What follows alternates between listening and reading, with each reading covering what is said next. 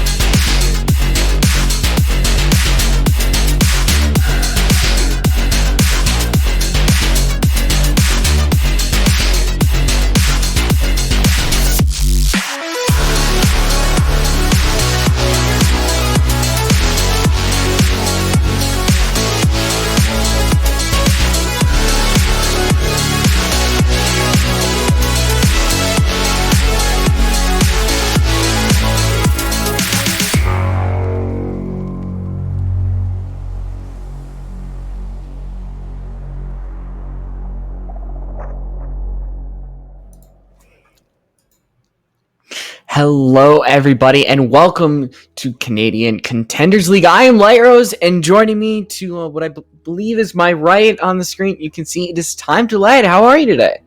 I'm not bad. I'm excited for some Rainbow Six Siege action, and I'm just happy to be on the stream. This is my first time around these parts, as they say. Yeah, well, it's been a little bit since I've been here, but I've made the time, so now we kind of have a little bit of a reunion with, I guess, your first time, me a little bit of a reunion. Yeah, little claps. But today, if I remember correctly, it is going to be Niagara Falls Esports versus Tide Pods, and these are two teams that kind of have been up and down. Tide Pods have been there, but I think when it comes to maps, this might really tell the story of this entire match. This best of two. Yeah, best of twos are always the great equalizer in Rainbow Six Siege. That's why just about every league runs them, unless, of course, you're a small league and don't have time for that. Of course, you run best of ones, and we don't blame you. But best of twos are the best way to both get maps out of the way that teams don't like and not force them to play a tertiary map that nobody really wants to watch. and it just makes it for a much better viewing experience, hence why we bring it to you. Yeah, and I believe we are going to be going to Coastline for the first map, and then Oregon for the second. So a lot of difference there. You start off with a lot of gunfights, a lot of, shooty, bang, bang, and then you go to the map that really everybody knows when it comes to strat. So there is a big variance in the difference here. Yeah, if you're on Coastline and you're just walking into an execution, or you're facing an execution just walking into you, you're not 100% sure what it may bring, because Coastline is not the most played map anymore. It used to be the only map that everybody played and ranked, and now everybody wants to ban it because it's a terrible map. Personal opinion. I'm sorry if you don't feel that way. But if you are playing in a more competitive fashion, Oregon is the way to go, because almost every strat has already been found out. People have put hundreds, if not thousands, of hours into this map to find out all the nooks and crannies, all the corners you can hide in. So you can't bring out too many surprises. Yeah, there is going to be a couple changes to Coastline, I do believe, in the Mexico Major. They are going to be revealing the next season. We're going to get some major changes to all these maps. It's going to be a whole different variance, and we are ready to get this game right started on in. You in front of you, Coastline with Niagara Falls on the attack and Tide Pods on that defense. And the bans here might be very typical for Coastline, but if you don't really tune into competitive Siege, or you only look at these super popular maps, the bans here might surprise you. Yeah, I'm expecting a Thatcher, as I almost always am, and an Ace actually surprised me. Are we going to see a Thatcher actually be played today? Because a lot of the times you don't need to ban Thatcher if you're starting on the offensive side, and the other team has already banned somebody else, in this case the Ace. It's a possibility. I don't think it will come through, though. Yeah, usually Ace and then some sort of Flank Watch or Capital, but it is going to be the anti-roam of Jackal. That's another thing. Is Coastline, it is relatively small, and you want to make sure, that every single floor is as clear as possible, whether you're going for that second floor take or that first floor take. And so Jackal, it makes it easier just for the roamers to kind of squirm their way around the map. Yeah, Valkyrie, the next band to come out, Niagara Falls, do not want to face that. You really can't blame them. Those pesky little Valkyrie cameras you can hide in just about every corner of the map are still difficult to find, even though this is one of the older maps in the competitive pool of play. Tide Pods, they decide to ban out a Melusi, which is an odd decision compared to our new rework of her. So an understandable ban, but I don't think it's as important as it could have been, maybe with a Cade or even an Echo.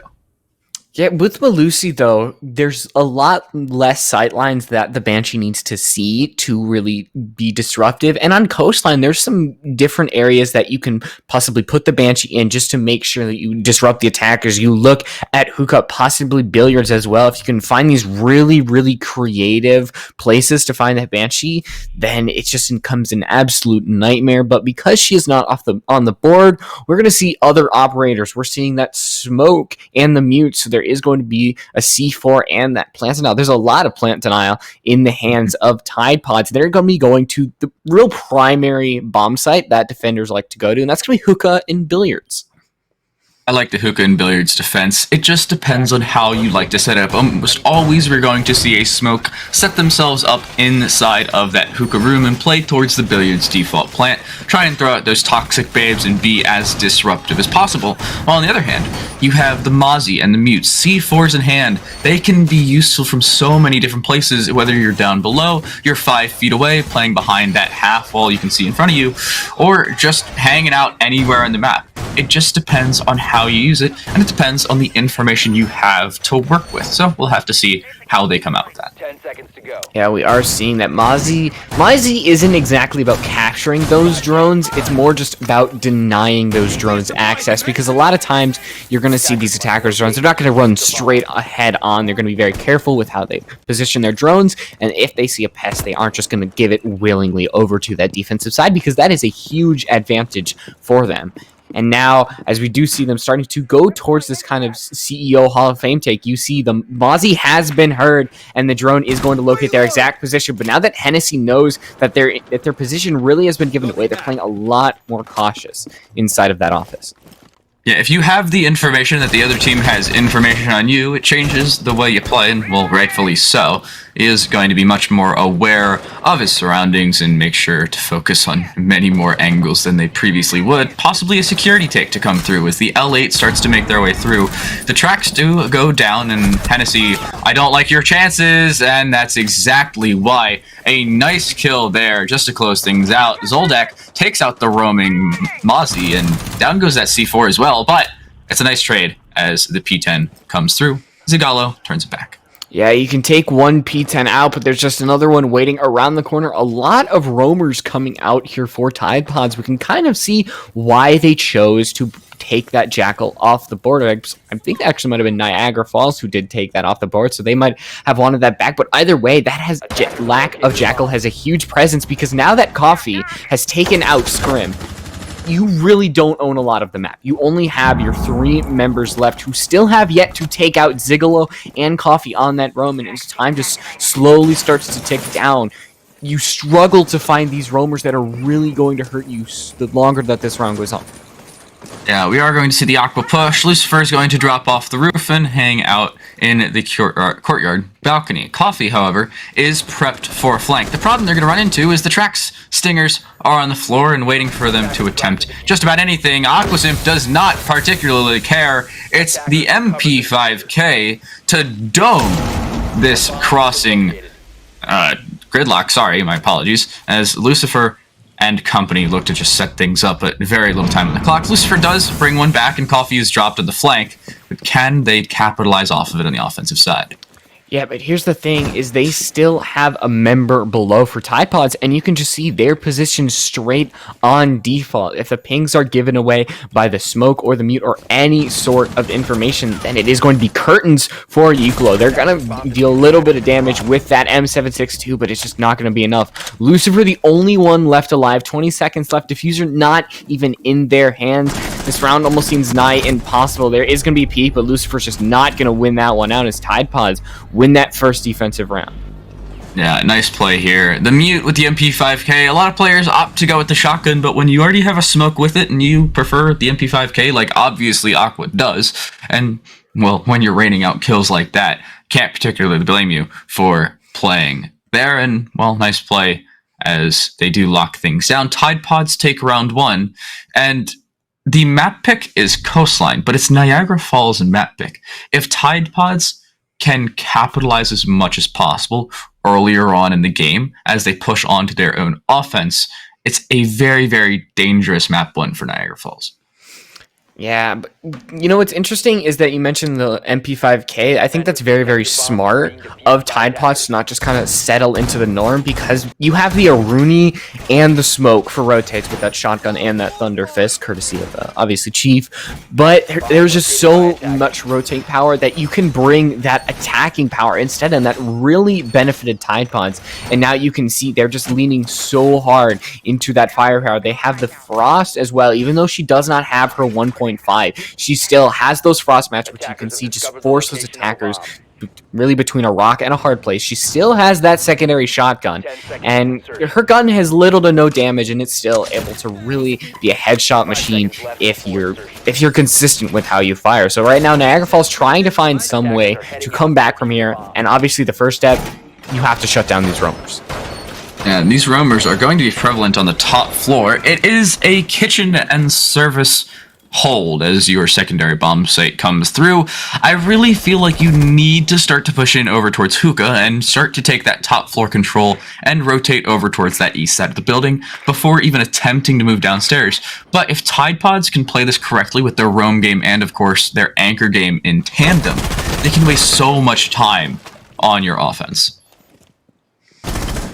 Just waiting this one out here. As you can see, they're actually going for a same side take. You're going for this sunrise. They're making sure that they drone out their position. They're not trying to go top down like some of these teams prefer to do. No, it is going to be straight on from that western side.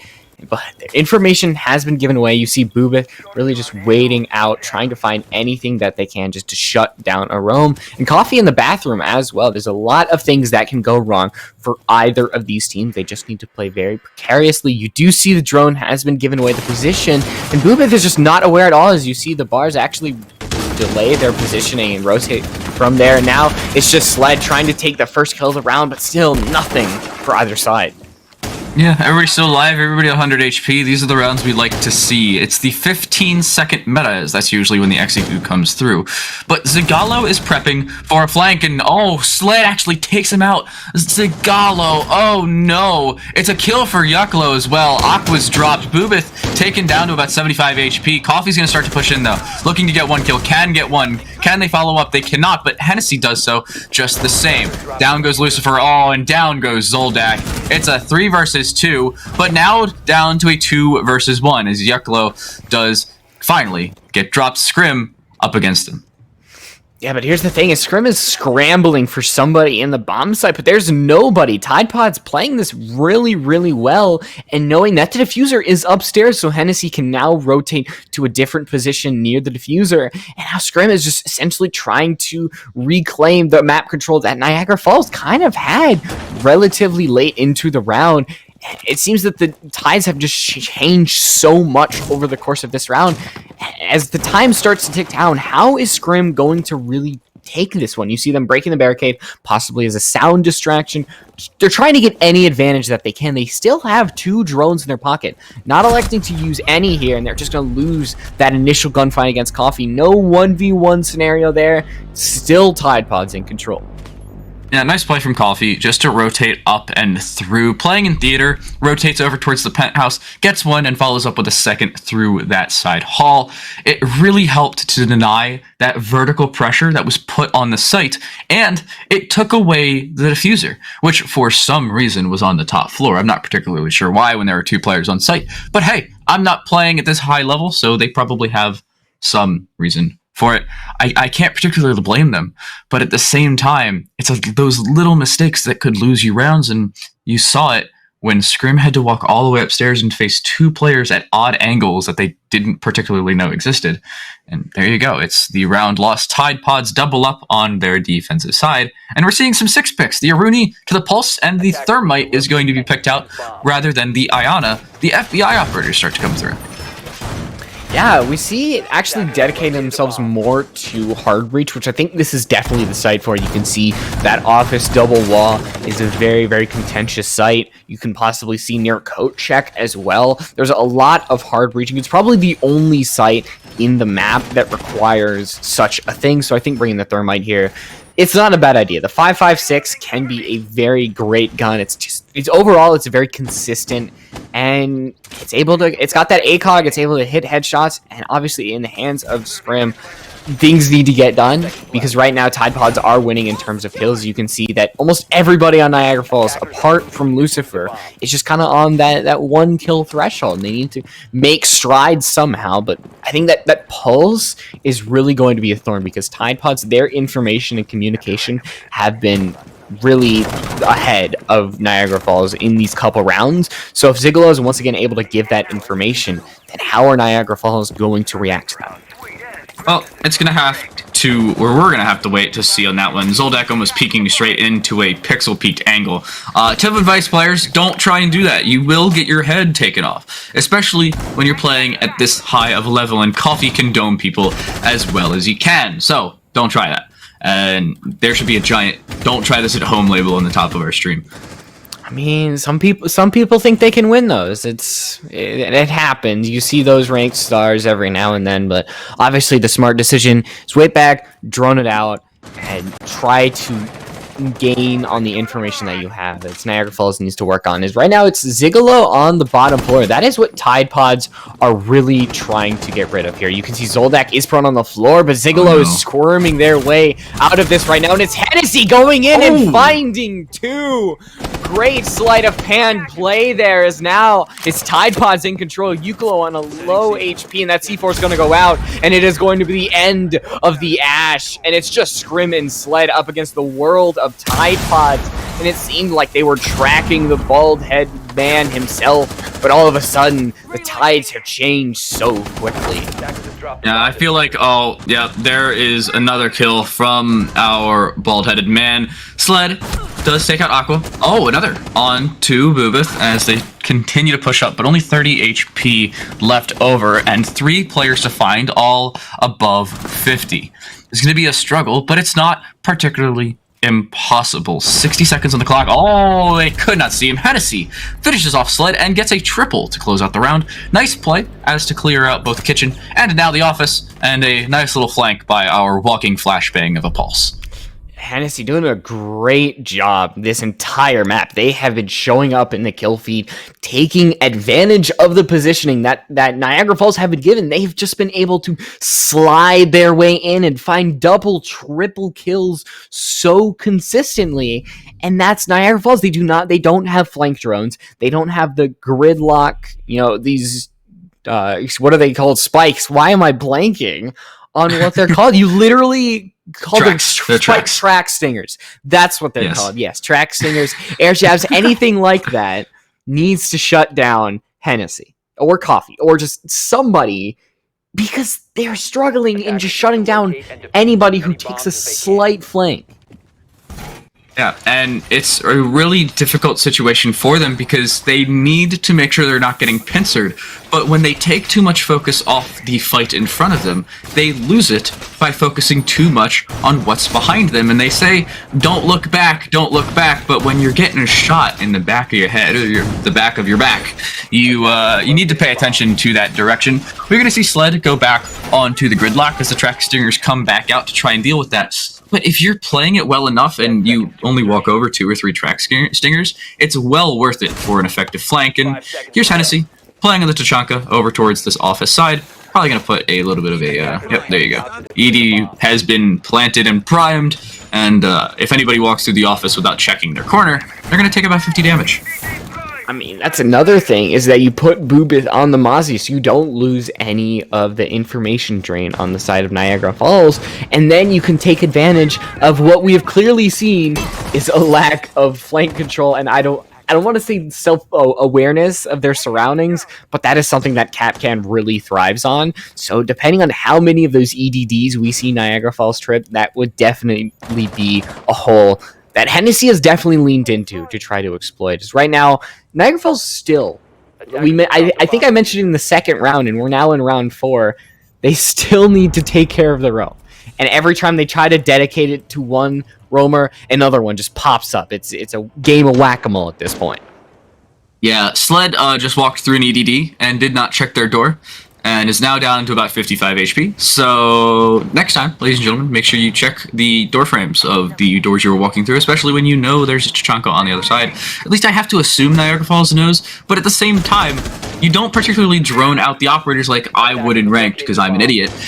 So they may just not have the information, and that may spell their demise, especially with less than 50 HP already gone, or just next to 50 HP already gone on the Sled side. Coffee's going to play towards this pixel angle in the penthouse over towards MVP. Can they get it through, and will Scrim die on the other side of the map? Yeah, they're still just trying to create holes that really this offense can take care of. You do see Zoldak looking at the flank, a great job in recognizing where their faults have been and trying to recuperate from them. Coffee and just everybody is still trying to get something.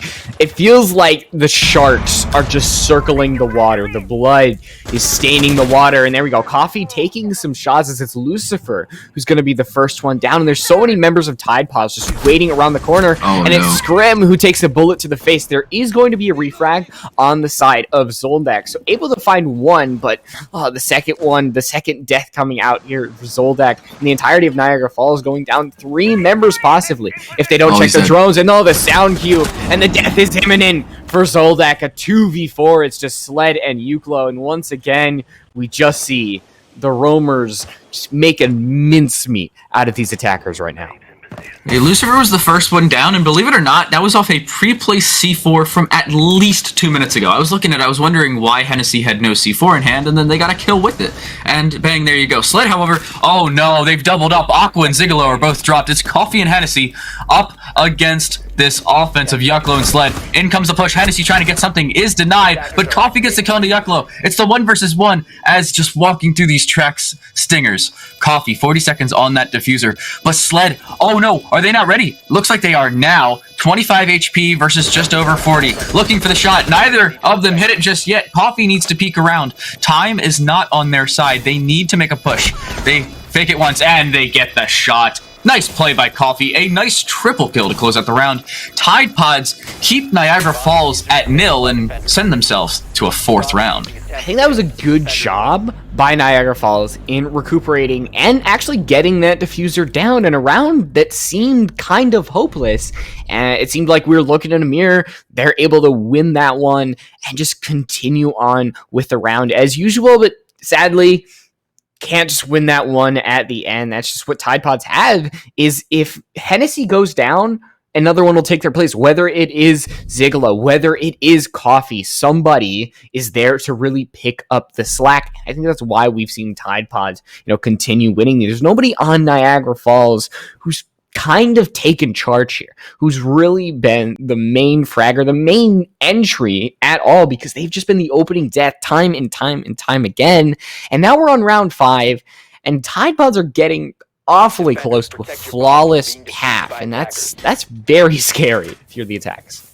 Especially if you're playing on your own map pick. Of course, Niagara Falls have yet to win a round on their own map pick. I have to assume they knew they were going to be on the offensive side to start things off, and maybe their offense just isn't there and they know that, but they may have a very strong defense in store. We'll have to wait and see. But I was looking in chat, and I just want to make sure everybody knows this really quick. This is a VOD that we are watching. This has already happened. It is not live. It says so in the chat, or in the title, sorry, but we have not specifically mentioned it as of yet. But Zoldak is hanging out in Twitch chat, and they were just wondering why they were playing Habana.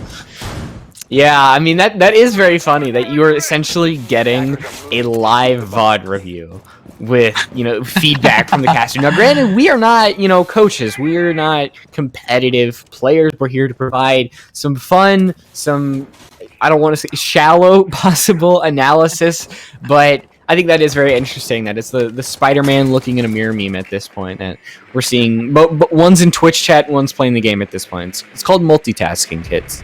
Yeah, you can't just watch your own stream. Come on. I mean, Zoldak apparently is getting kills while watching his own stream and watching himself do so. Nice opening to take out Hennessy. Down goes the cap cannon. There will be no pre-placed C4s to have an effect in this round. But yeah, that's just pretty funny as Zoldak hanging out in chat watching his own game. Yeah, it is part of the fun of rewatching the VOD. Is Lucifer's trying to find this Jaeger here, but Jaeger is able to find one of these attackers instead, and the drone isn't really doing much. They know the general position, and that's scary enough for these attackers really not to push. Diffuser is on the roof as Coffee is being very, very broad with this swing, taking a very aggressive peek, but still, he's gonna back off just for now as the attackers are going in. Sledge dropping, and they're not gonna win that fight as well as Coffee finds 2 barely alive and breathing, and it'll just take 1 bullet to take them out, but really, they've done more than enough, dropping that diffuser and getting the general position of where the rest of these attackers are, as it's Yuko trying to get up Cool Vibe stairs, trying to provide another angle as it's Scrim, who still loses a gunfight against Bubith. It's once again, I mentioned that there's always somebody to win the second gunfight. They're able to lose a refrag, and it's just there over and over again. Another one will take their place. Coffee wanting to continue on with their streak and win out this gunfight as it's just them against the world. It doesn't even matter if the Jaeger goes down. There's 3 members still alive, and it's only this Yana left. Oh, hold up. The Mozzie's been dropped and now killed from that DBNO state. The Toxic Babes will go out and will start to deny some room. Zigalo is on 25 HP while Aqua's all the way up at 100. Lucifer, they took out the one Jaeger already, looking to push in and try and get that diffuser. They have no idea that nobody's contesting this. And it was so well played to put the Toxic Babe out from Zigalo, just to make sure that it slows things down and allows that last Toxic Babe to have an effect in the last 15 seconds. And it's going to come out from Lucifer, but not hit anything as they only open up some peek holes from above. I did think it was funny. Coffee was on a well-placed paper cut away from death, and yeah, it was just a ARX shot to take him out. Yeah, but now, as 15 seconds left, Losers made the decision to get the diffuser, so now they have to just run all the way back to the site, somehow kill Zigalo or Aqua, get the plant down, all in the span of now what is going to be about 1 second, but it doesn't even matter, as Zigalo's going to take that shotgun shot and win the round, as it's 5 straight right now for Tide Pods. Yeah, I have to be one of the people to tell you that skins do indeed equal wins, especially when you can one-shot somebody to the chest with a black ice shotgun. That is just in and of itself proof. I don't have black ice on my shotguns, and I never hit one pumps like that. So, yeah, it's skins equal wins here in Rainbow Six Siege. Just have to say that. Yeah, that is honestly how it works sometimes. That you get the cool skins, like the crossbow skin that we did see. I believe that was on the K1A. But it does give you a little bit of the tactical disadvantage because it makes your gun wider. It makes it a little hard to see. If you remember, the AUG on IQ is very hard to use with a large scope because of how much space it takes on the screen. We don't really see much of the AUG on IQ. We'll mainly either see that 5.56 or we'll see the G8. And both of those, really, it's up to personal preference. We're seeing Scrim run them. They have been sticking to the G8. I believe we haven't seen a lot of IQ, but I can't remember. Did they take the angled away from the IQ, or did they take like an ACOG away from IQ? Do you remember? I believe they took the ACOG away, and they made the angled a little less effective. So what a lot of people are now running, including me, with the G8, is looking to put a reflex on it with an angled grip and either muzzle brake or a compensator, depending on whether you like your horizontal recoil managed better or your vertical. I prefer the muzzle brake because my horizontal recoil is actually better than my vertical because I am making no sense when I try and play the game. We don't even try and question it at this point, but it's a interesting play, and as is that Coffee, using the MP5 and a 2X on it, has gotten their 10th kill in now 6 rounds, well, midway through our 6th round, and Lucifer's dropped as a Scrim. Oh no, Coffee, why you gotta do him like that? I don't even think that was intentional. That was a wall bang of a kill through a barricade, and Scrim's been dropped. It's been a tough game for them so far.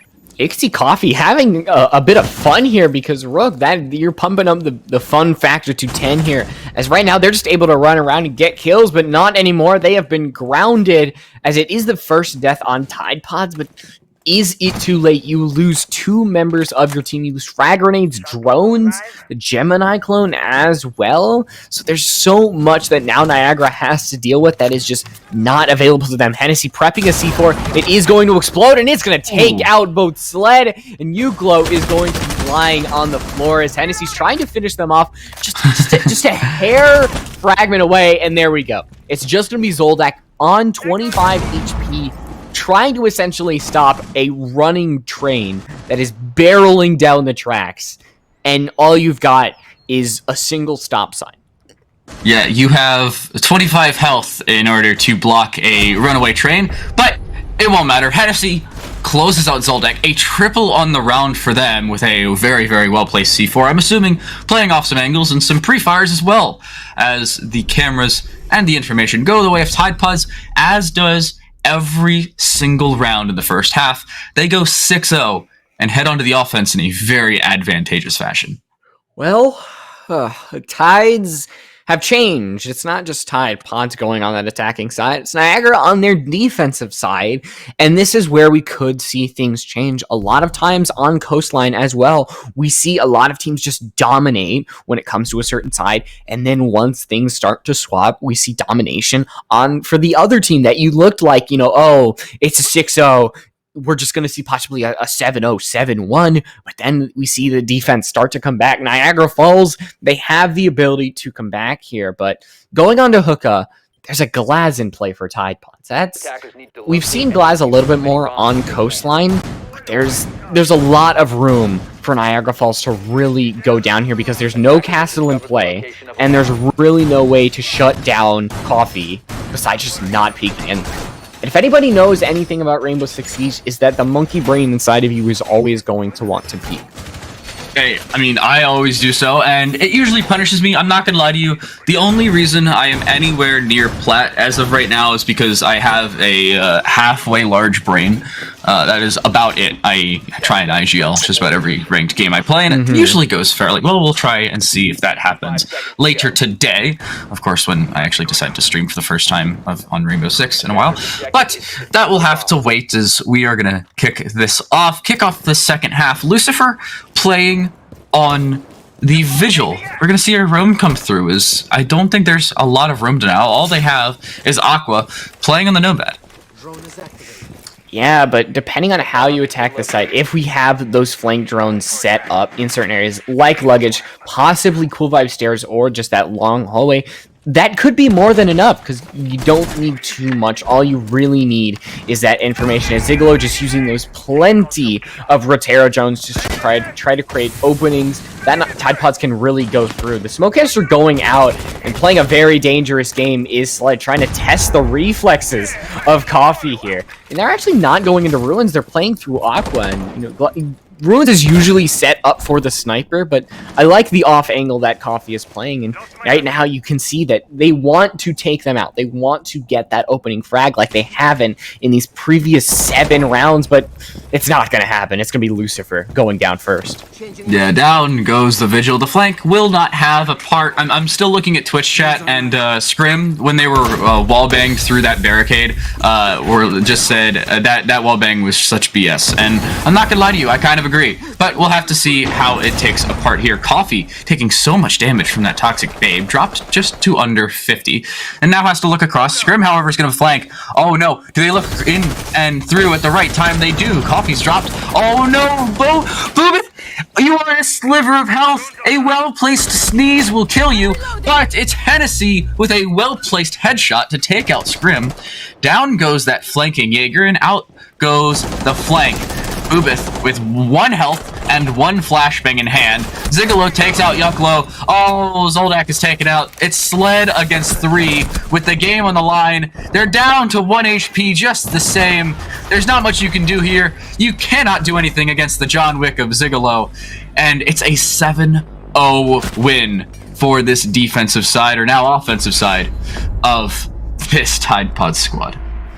Yeah, and sometimes you might say, oh, you close 3-0, close 7-0 or something. No, that was Tide Pod's map. From beginning to end, it just was their map through and through. And the only one was Sled getting above 5 kills. And overall, Coffee and Hennessy having a great map when it came to just kills in general. But that was a brutal first map for Niagara Falls.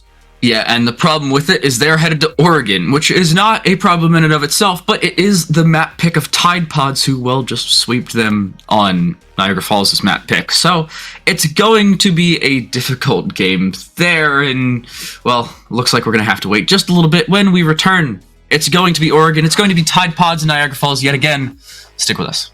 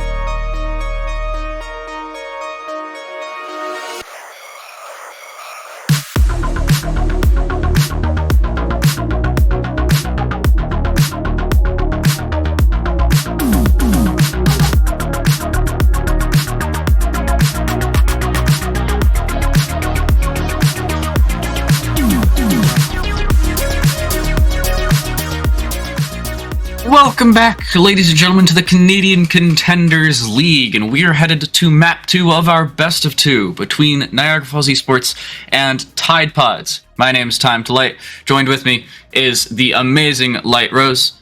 How you doing? Well, that first map was not the greatest, to say the least. I mean, 7-0 on Coastline, on a very, very, very one-sided map for Tide Pods, and it was not even their map. Like, there's times where it's like, oh, you know, they just didn't have a good game, or, you know, maybe they'll just win their opponents, but it's going to be very hard to see that happening because of what we just saw. Now, obviously, Oregon's a very different map than Coastline, but it feels like there's going to have to be a lot more happening for Niagara Falls Esports to really change anything that's going on. One benefit for Niagara Falls, of course, is that Oregon is a scrim map. It's one of the most played maps in Rainbow Six Siege and will most likely continue to be for the foreseeable future, assuming the Coastline rework isn't, like, astoundingly amazing and that's now played 200 times a game. But we're going to head into our game and we're going to see just how evened up Oregon is as we head over. It's going to be Niagara Falls starting on the defense. Of course, it's not their pick, so they get to choose the side, and Tide Pods, they head on to the offensive side to kick this one off. And that defensive side, we did see Niagara Falls start on the attack last map, so I think that might help them in terms of things. We only saw one defensive round, and that was because Tide Pods did 7-0. It wasn't a particularly successful round, so change of pace was definitely welcome for Niagara Falls, but it seems right now we're going with kind of the standard type of band, but actually Gridlock, Tide Pods taking her out. I'm guessing that is because Niagara Falls very heavily relied on Gridlock. You saw them. I believe she was actually in almost every single lineup that we saw on Coastline. I think that's actually a very smart ban coming out from Tide Pods, trying to make Niagara Falls kind of stay on their feet, changing a little bit, but that means possibly a Nomad is going to be in play, Jackal as well. So we'll see how Niagara Falls kind of deals with this. I like the Gridlock ban. It is a very targeted ban, but it's not everything that deals with your roam clear and your flank watch. Of course, like you said, Nomad and Jackal both still on the board, but Mira is not, as the other Spanish operator is removed. Cade, at the same time, is also taken off the board and will not be played for at least the remainder of this matchup, and will possibly a little bit in the future, as Cade is not a very well favored operator to make it through the operator ban phase, because of the fact that they're just so useful on multiple reinforcements. They can be used on hatches. Overall, 10 out of 10 operator. Yeah, but Valkyrie is going to be in play. That is something that, because Mira got banned, we're going to see Valkyrie. And Scrim, I don't know if they're going to 6-pick. We saw them just change over the band at the last second, possibly trying to just be like, we're not going to run a Valkyrie. Ooh. And you do see the 6-pick, and that is probably going to be on the Valkyrie. Yes. So how is the introduction of her going to affect these rounds? Is it going to benefit Niagara Falls? Or is it still just going to kind of be the same thing that we have seen? Once again, this is Tide Pod's map pick. So you assume that they would know kind of how to play this, what they need to do, and where they need to play. So starting over on kids' dorms, you do see kind of all going on through. And I think showing us exactly where Niagara Falls' Valkyrie cams are. It's hopefully nobody in the future VOD reviews this, I have to say. I mean, in all fairness, you can VOD review just about every game if you just grab the match ID, but at this point, it's Oregon and it's Valkyrie, so I have seen just about every single Valk cam in all possibility, give or take just a few, but it's really just one of those, if you switch it up between rounds, you're good to go, assuming the other team just doesn't bring out an IQ to deal with it. I saw that yesterday when I was casting for a different league, and it was a very good and well-timed switch-up from what was an Iana onto the IQ, running the 5.5.2 commando, and just making sure they clear out all that electronic information gathering. We are going to see the Flores come through. One of the RCXDs are going to come in and try and take some things out, and there it goes. It will blow things up, and actually, no, it won't. Hold up. It was disabled. Was that by the mute jammer? Is that possible? Yes, it was. The mute jammer radius is bigger than the RC Rotero explosion, so if you get close enough, can't really do anything about it. That's why mute is a very, very strong counter to Flores. So now they're just going to kind of have a Rotero drone sitting, not really able to do anything. So they're going to kind of have to push in, not exactly blind, but they don't exactly have the clearest vision either. We are seeing Hennessy push up just a little bit. The deployable shield is going to be spotted, especially by the drone of Coffee. There isn't anybody underneath, and I think that's a very big thing. Niagara Falls don't have an extended roam. They're really just kind of set in taking down this attack head on. We're seeing Sled behind that deployable shield, having that smoke canister, is there we go. The frag grenade's going to get rid of that, so now the site's a lot more clear for Tide Pods to deal with, and they have a lot of time as well. Yeah, unfortunately, those nades both missed the shield that is still standing for Sled, who decides to play next to it, and then back up, in goes the Flores RCXD, and down goes the shield. We're going to see an Ace Soma go onto the wall, but I'm pretty sure there is a mute jammer hiding behind it, so that will not play a factor, at least not for the time being, until it is taken out in and of itself. Coffee down below is going to start to make their way over towards these white stairs and make sure there's nobody hanging out on that side, but it's a very turtled hold from Niagara Falls. They're restricting themselves between 3 rooms, and there's less than 30 meters between all of them. Yeah, and now with Coffee going up those white stairs, that room of rotate is just getting so much slimmer and slimmer. Coffee not exactly going up yet, as Tide Pods have put themselves in a position where they can take the time to drone, take the time to use that much more utility, and make sure that their execution is as fine as it can be. already you see Coffee going up the white stairs, making an impact and taking down Lucifer. So there is a C4 off the board. 2 left, only 1 smoke canister, as well as Hennessy's going to peek the corner and take out Sled. There goes the rest of your smoke canisters.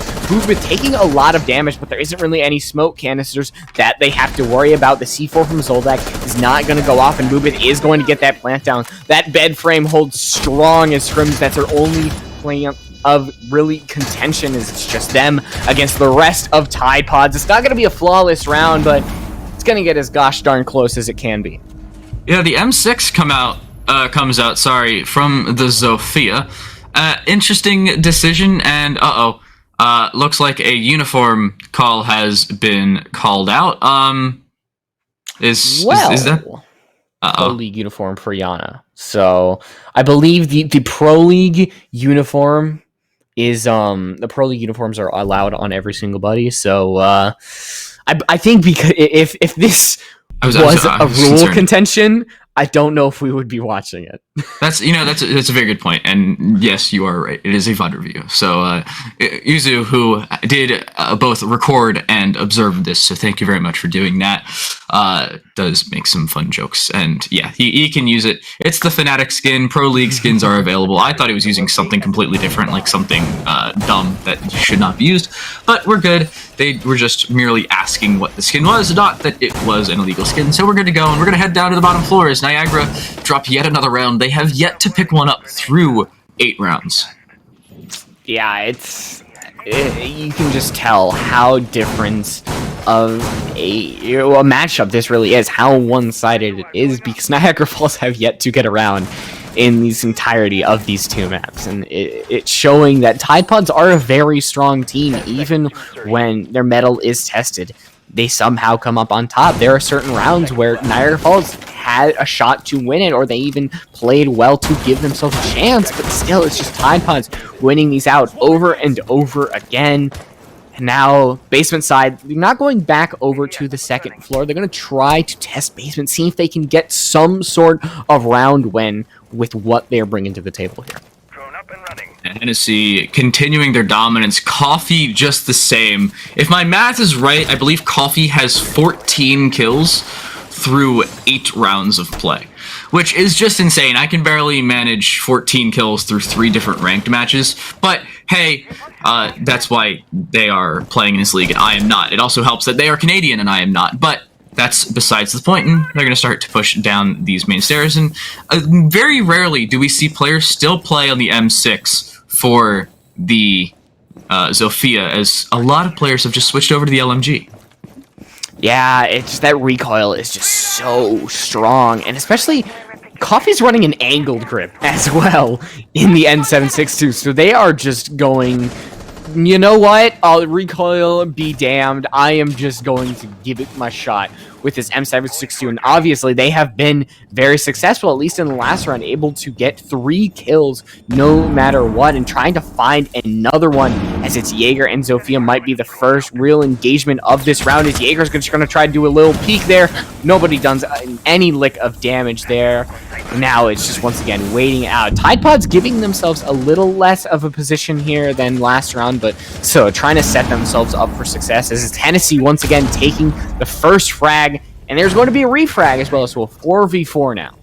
Yeah, a nice kill as, yep, there we see it. It's Zoldak with the C4, and that was from the bottom of the blue stairs. Nice job there, but they are punished for their troubles as Aqua, using the ARX, does take out the Avenge in, and, well, Zoldak is removed. Flashbang in, and out goes the Syria gate, but there's still about 60 seconds on the clock, and it's a 4 versus 3.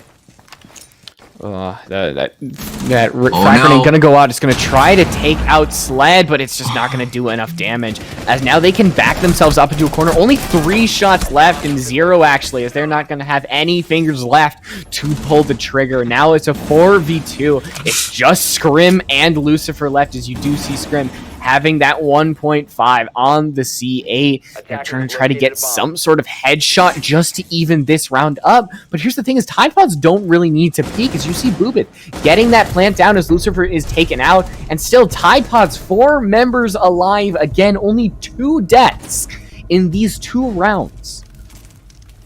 Yeah, some cross angles being played, and that's just rude.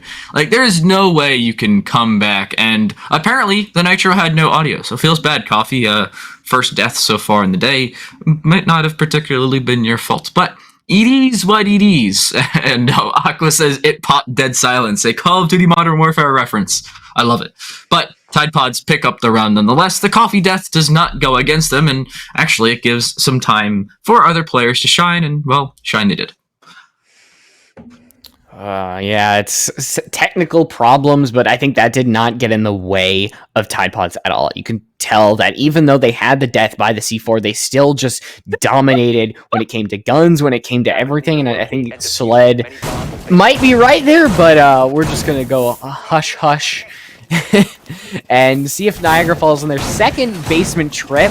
We're going to try to be any more successful. No changes. They're actually dropping the Frost and picking up what I believe is going to be in the Mute instead. I can't remember who they dropped for the Frost because I know that there was the Aruni last time. So we're going to see if any operator changes on the side of this defense. It's just going to try to stop what Tide Pods are bringing because it seems like it's a little bit of a losing battle in this entire thing. Yeah, believe it or not, if you throw 5 players in front of a train instead of 3 or 2, it does help to slow the train down much better. It may not stop it entirely, but momentum is the name of the game, and well, Tide Pods has a crap ton of that so far with now 9 straight rounds, and Scrim looking to put down one of these Valkyrie cameras. It's just going to throw it on the floor. It doesn't care anymore. It's to hell with it. The beginning kill has been very, very important because it's really just been the decision maker and who is going to continue to be dominant in these rounds. It's Niagara Falls who've been the opening death almost every single time, and even though they have been very, very swift when it comes to getting these refrags, it's still just the fact that the first L is going to be handed to Niagara Falls, and so if they can try to either shut down Coffee or Hennessy or somebody who's going to have an impact on this basement side, not just with frags, then they continue to kind of snowball their way to victory here. Yeah, building up a snowball does take a little bit of time and a decent bit of snow. Unfortunately, during the summer, there's not a lot of that, but hey, if they start to move down to Australia, they may have some time to do so. But enough with the jokes. Let's see what the Tide Pod squad has in store. As we see that AK-12, a very, very dominant gun. I, unlike most players, like to put a reflex on it. But hey, a 2X with a angled grip and the low recoil there, that is a nasty, nasty weapon. Talking about weapons, they've had such a large impact, especially because we got to talk about Coffee. Tide Pods in their hands just have the ability to really dominate. And that drone actually getting through. It doesn't seem that guns have the most power in his knowledge. And Tide Pod's now able to work off of that information, really putting that Goyo into a corner. They're going to try to go on by as a frag grenade just going to be a little late. And Zoldak is going to get by, but that deployable shield is broken on through. That's going to allow another line of sight for Zigalo to put down his Rotero, the Mute Jammer, as well. And they're going to try to get that on through. And yeah, in the time spot, they are going to get it through. And now they're going to start the explosion process and the frag grenade, or the flash as well, to really drain that out. Zigalo being very, very cautious with this, and it's Zoldak once again going down. Coffee has just been lights out this entire match, and they're pushing these defenders back so far, so quickly. They still have 30 seconds left to really make do with what they have, and it's a double for Coffee. Hennessy taking some damage in from their own teammate. Nonetheless, Coffee just that hungry for blood. It's a 3v3 here. Zigalo using their last Rotero grenade, and now they're just going to try to shift into the site, try to get the plant up with the C4. Oh, it's not going to be there now. Here comes that plant. Zigalo, they have about 5 seconds to really put that down. Zuko is going to go on forward. They're going to take out Zigalo, and might it be? Is it the first round? No, we are going to see Hennessy put it down. Is Coffee going to try to get something? And what almost was the first round win, there were milliseconds to getting that diffuser down, and a great job on all members of Tide Pods to continue winning that round on thinking on their feet, and a great job by Coffee continuing with success. Tide Pods, man, Niagara Falls cannot get a break. Yeah, a break is the last thing they look like is on the cards for them, and well, with Coffee playing like that, I have to feel bad. Like, there's no way you can compete against a guy who just wide peeks you and wins every time, using the odd gun out for Zofia. And at this point, using the M762 now on Zofia is like using the LMGE before the M7 buff. And doing well with it is just so difficult, but here we see it anyway. And yeah, now Tide Pod's trying to get something, and that something is going to be Nook. So there, now you can see, I don't know exactly if it's desperation, but they need, or excuse me, Tide Pods, for some reason I thought that Niagara Falls were going to attack. Things are just going whirly-twirly inside my head. This map has just been, this entire match has just been such a domination that now they can afford to really go Nook, and we don't have to contend whether that is a mistake, because it just seems that any real threat that Tide Pods have, if they have a gun, if they have some sort of gadget, that it is going to be a nuisance of sort. So right now, that Valkyrie cam going out, it's going to be detected, so obviously Tide Pods are probably going to realize that there's going to be something hinky going on in there. Yeah. I missed the tower. not the best throw. Not really going to be inducted into the Hall of Fame anytime soon. But yeah, as you can see, Sled probably mourning the loss of their dear black eye camera, as it's a loss of utility, and Tide Pods continue on as normal. Mitchell Trubisky is rolling around in bed right now, as I'm assuming they are still asleep. Can't particularly blame them. Coffee's going to deal with that mute jammer and make sure it's taken out. Allow things to be opened up towards the master wall. As with a black eye being taken out just the same, Lucifer in a very disadvantageous position, playing on top of the couch inside of the game room. Oh, they're going to see Coffee. Coffee takes a little bit of damage, but does not die and will stay up. However, they now know the mute is sitting in this corner. Will work to deal with them. Oh, and taking a little bit of damage, but still, it's not going to be enough to make a real impact on how Coffee is going to play this round. So that's going to be the first damage done to anybody in the entire round, and it's Zigalo in the Nook. They've done their duty. They have assassinated that Wamai, and now that Niagara Falls are aware of somebody lurking around, they sneak off into the night to try to get rid of another person, as it's a minute 30 and Aqua's able to take out Sled in trophy nonetheless, and they're going to be able to put that anti-roam away. But it seems that they don't really need to be worried about the roam, because Niagara Falls just haven't had that strong of a presence when it comes to this. Yukilo on the stairs might be the closest thing when it comes to some sort of roam, but the air jab is probably going to put him right on the ground. It's going to notify Aqua of somebody near, and there we go. They are taken out. It looks like the easiest kill in the entire world for Tide Pods, and there it is. The real flawless round. Still 2 deaths in this entire match.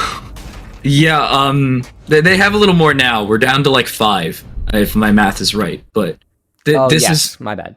This is insane. I cannot believe how dominant Tide Pods have been on Coastline, which wasn't even their own map pick. And they started on the defensive side, which did kind of help them in all fairness. But now on their own map pick, Oregon, arguably one of the most played sites or maps in the game, yet they are still 4-0 on the offense, bringing out every single kill they need. And Coffee is just walking through the defense here. We're going to see Zigalo on the Knock again. Knock, as of right now in this season, is my most played operator between offense and defense. Favorite operator on offense. And them and Buck are very close in tandem with each other, just because of how dominant that health presence reduction is, along with the FMG9, which is like paper cuts, but I hit headshots, so that's all I need. Yeah, that's the thing, is people tend to knock the FMG9, but it is a very consistent gun. It's a very consistent gun when it comes to, if you look at the stats of the FMG9, it is a consistent gun. People can hate on it. I will defend this thing. And I don't think Nook needs a gun change. She's got the 1.5. She's the Deagle as well.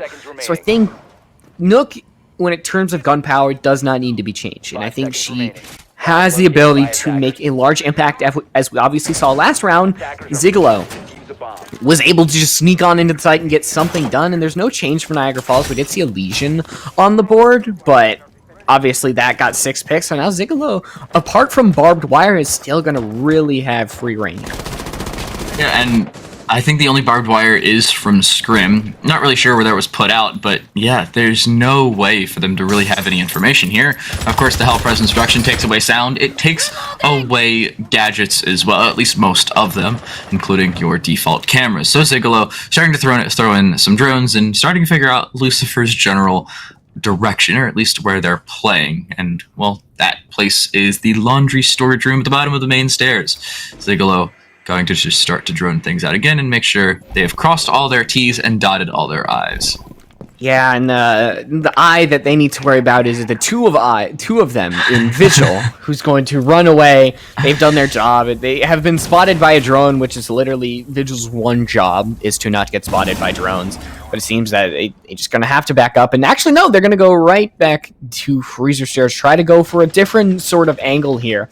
As there we go, the drone not actually spotting their position. They're going to get some help from Scrim, but oh no, there is somebody in Workshop that you might need to worry about. But there we go, Coffee taken down, and that might just be more than enough to really get some things done here. Because now you have to worry about these two members who are inside of lobby. And there we go, Zigalo taking that gunfight, not doing any damage to their enemy counterpart. And now we might see Niagara Falls win their first round in this entire match if things continue to go their way. Yeah, Aqua getting the kill into Scrim, but Sled killed Boobith with that Commando 9 just before so.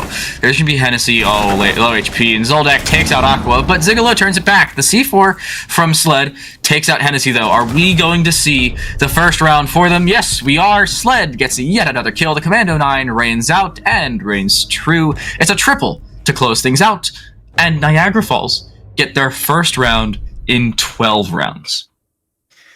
Well, I guess it's better late than never, but it still feels like never because Tide Pods still are up 4-1, and now you have to go down to basement site, which you still only had a decent chance at winning, and you still weren't able to come away with the round win.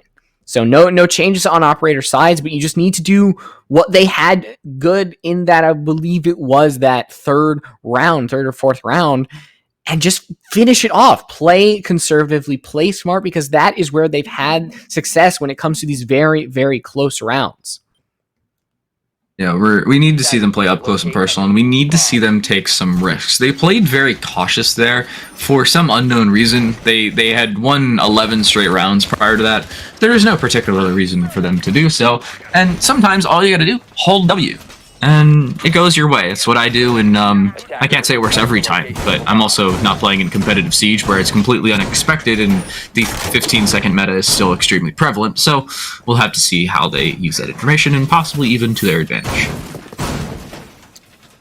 Yeah, and on this basement site, what do you think can work out for Niagara Falls here? I mentioned that they could play conservatively. And conservatively, how? Do you think that we could have more roamers? Do you think we could have, certain positions? What can you see that spells success for Niagara Falls? The one thing was really their roam game and their well-timed roam game. Of course, Zigalo, a little bit of unfortunate timing for them hiding inside of that garage. But we need to see them try and make sure they play their roam game correctly. Of course, we had Aqua on the Nomad in that last round, but they got flanked nonetheless, and they died because of it. You need to put those air jabs down early enough in the round to where they'll have an effect for a longer period of time, and make sure that, you don't get shot in the back of the head. Information I mentioned all the way a while back is very, very important. Tide Pods have been able to utilize it so well. And that's really focusing on the lack of, gadget placement coming out there. And yeah, you see Vigil was worried about the drone and whether they had their scanner up or whether they had pinged, and that just cleared the way for Hennessy to take out not only Lucifer, but Scrim as well. And we do see Boobith going on out, and the peek coming out from Yukio is not going to lead to anything. So now it is just Zoldak in a perfect flawless round right now for Tide Pods. What is going on? Frag grenade, it's going to do possibly a little bit of damage to Zoldak because all they can do is just wait it on out. Not even doing any sort of damage, and it's just a flawless round there for Tide Pods, and a great job in just not even worrying about the single round win that Niagara Falls Esports had, and just continuing to dominate. That round took a total of 90 seconds, and I was talking about holding down W and facing the 15-second meta in its face. We can see that worked perfectly well for Tide Pods. They win yet another round, and they do so in a little bit of a more fun fashion. It's 5-1 for them. We head to halftime, and we head to the second half. They're now on the defensive side. We're going to see Zigalo on the Frost. Maybe a 6-pick there, but I don't think so. I feel like they're going to stick with that Frost and just go for the Pog Mat ankles, as we've seen at 6 Major. But no, I was wrong. As soon as I say it, as soon as I mention the Major, Zigalo's like, no, I'm not going to have fun. I'm going to go with the Aruni. Aruni? Did you say Aruni is anti-fun? She's not fun? No, she is less fun than Frost. Difference. Are you talking about to play with or play against? To watch. I disagree. What? Aruni is one of my favorite operators in the game to watch. I think having her on the roam, having these teams try to play around these surrogates, and how whether defenses try to, go for the peak to reactivate the surrogate, I think she's a very interesting operator to both watch, play, talk about in general.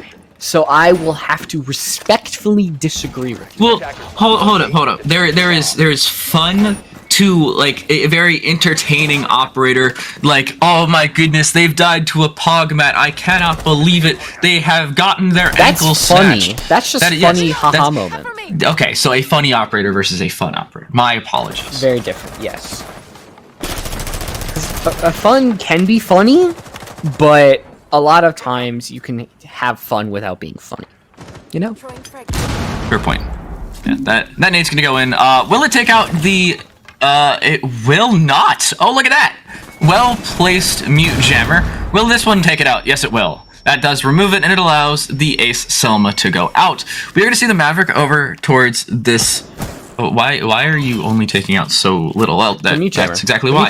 Mute jammer. Oh, I was confused as to why he used so much of the blowtorch on so little wall, but, I mean, with the Hibana there, it kind of helps. There are 3 hard breachers on this offensive side, along with the Iana, G36C in hand, and, the Jackal. But as I say that, 2 of those hard breachers have been taken out. Coffee gets the flank kill, the holographic and the 416, name a more iconic duo. Zigalo gets the kill with the P10 just after the C7 of Jackal gets one onto Hennessy, but Yuklo is so low. Was Coffee in Big Tower that entire time? I don't know. I don't think so. Well, because when we panned over back to Coffee, he was just sitting in the corner looking at the hard breach. So I don't know if he just went through the breach or was in Big Tower the entire time, but able to getting that kill onto Boobit. That's going to stop the bleeding just for a little bit. But that one's going to do even more. You're getting close to cottering the wound here, as now it's just both Coffee and Aqua. But shutting down Coffee is a very tall tax. They have been the gunner for Tide Pods this entire time. That Gone 6 shot, not going to do anything, as that ADS is just going to zap it straight away. And now it's just the slim pickings of Yuklo, a breath away from death, at putting Tide Pods at both map and match point here. Yeah, they look to 2-0 this, but they do still need 2 rounds to do so. Nice kill there, using the C7 and the holographic in hand. They do still have 2 smoke grenades in hand. They will throw one through the Surya gate there, but no! Are they ready for the mute? They are! Aqua's taken out! Yuklo wins the impossible fight that it was, and brings yet another round to the side of Niagara Falls, and they start to bring things back.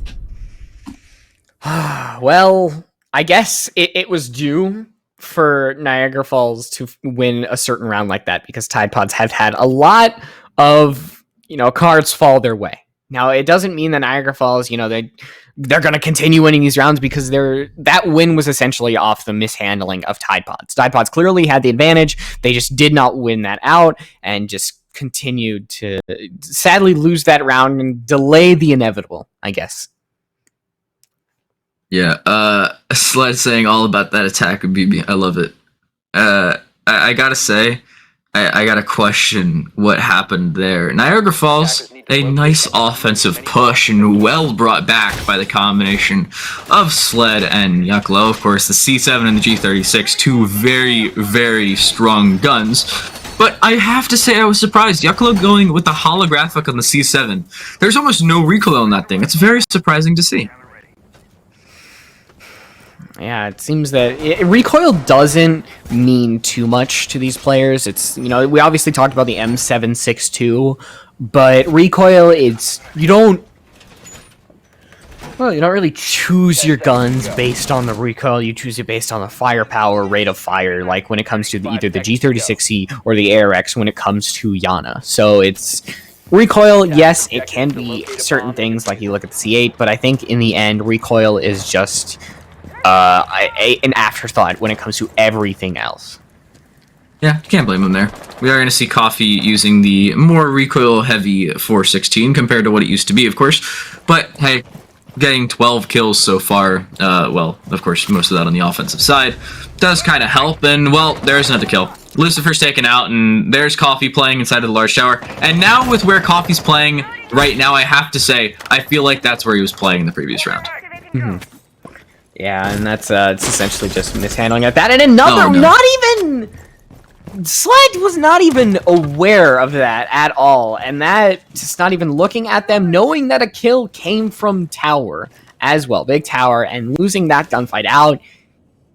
I don't want to beat up on Niagara Falls, but I think that right there is showing why these entire map has just been so different in terms of round kills, round matches, and everything just going on here. It also helps that Coffee is just like a walking headshot machine. Zoldak is going to have to try and shut that down, of course, with the remaining other two players from the Niagara Falls offense. Coffee is going to rotate under and rotate around, but Boobith takes out Zoldak. A nice dome with the Vector will take care of that Hibana. It's a Jackal and an Ace up against 5, and now it's just the Ace Scrim left alone against this very dominant Tide Pods defense. And Zigalo, a straight headshot with a P10 to close things out. That's just rude, and well, look at that. Good night. That's all I have to say there. Another round for Tide Pods. They head on to match point. And will they put the dagger in the heart of Niagara Falls? Are they going to finally just finish this one out onto the basement site? That's the question that we have to be answered by going to this 8th round. And Tide Pods continuing, no matter what the situation is, no matter what the positioning and how dire things seem to be, they somehow find their way out of it. They somehow find the way to be on the positive side of these engagements, compared to Niagara Falls, where it just seems like they get stuck and the cages start to close on in, and it's Tide Pods through and through. So that's why we're seeing, defense attacking. It's just one team all the way here. Yeah, Tide Pods, they head to the basement. They look to close things out down here, and we're seeing an Ella come out. The Gershmalt mines are going to play a factor here. And do I see Ella shotgun? I'm not 100% sure. I think I just saw Ella shotgun. We'll have to find that out in just a second. But Ella brought out here. Gershmalt mines are one of the most effective things in the game, I have to say, next to EDDs. And yeah, it's...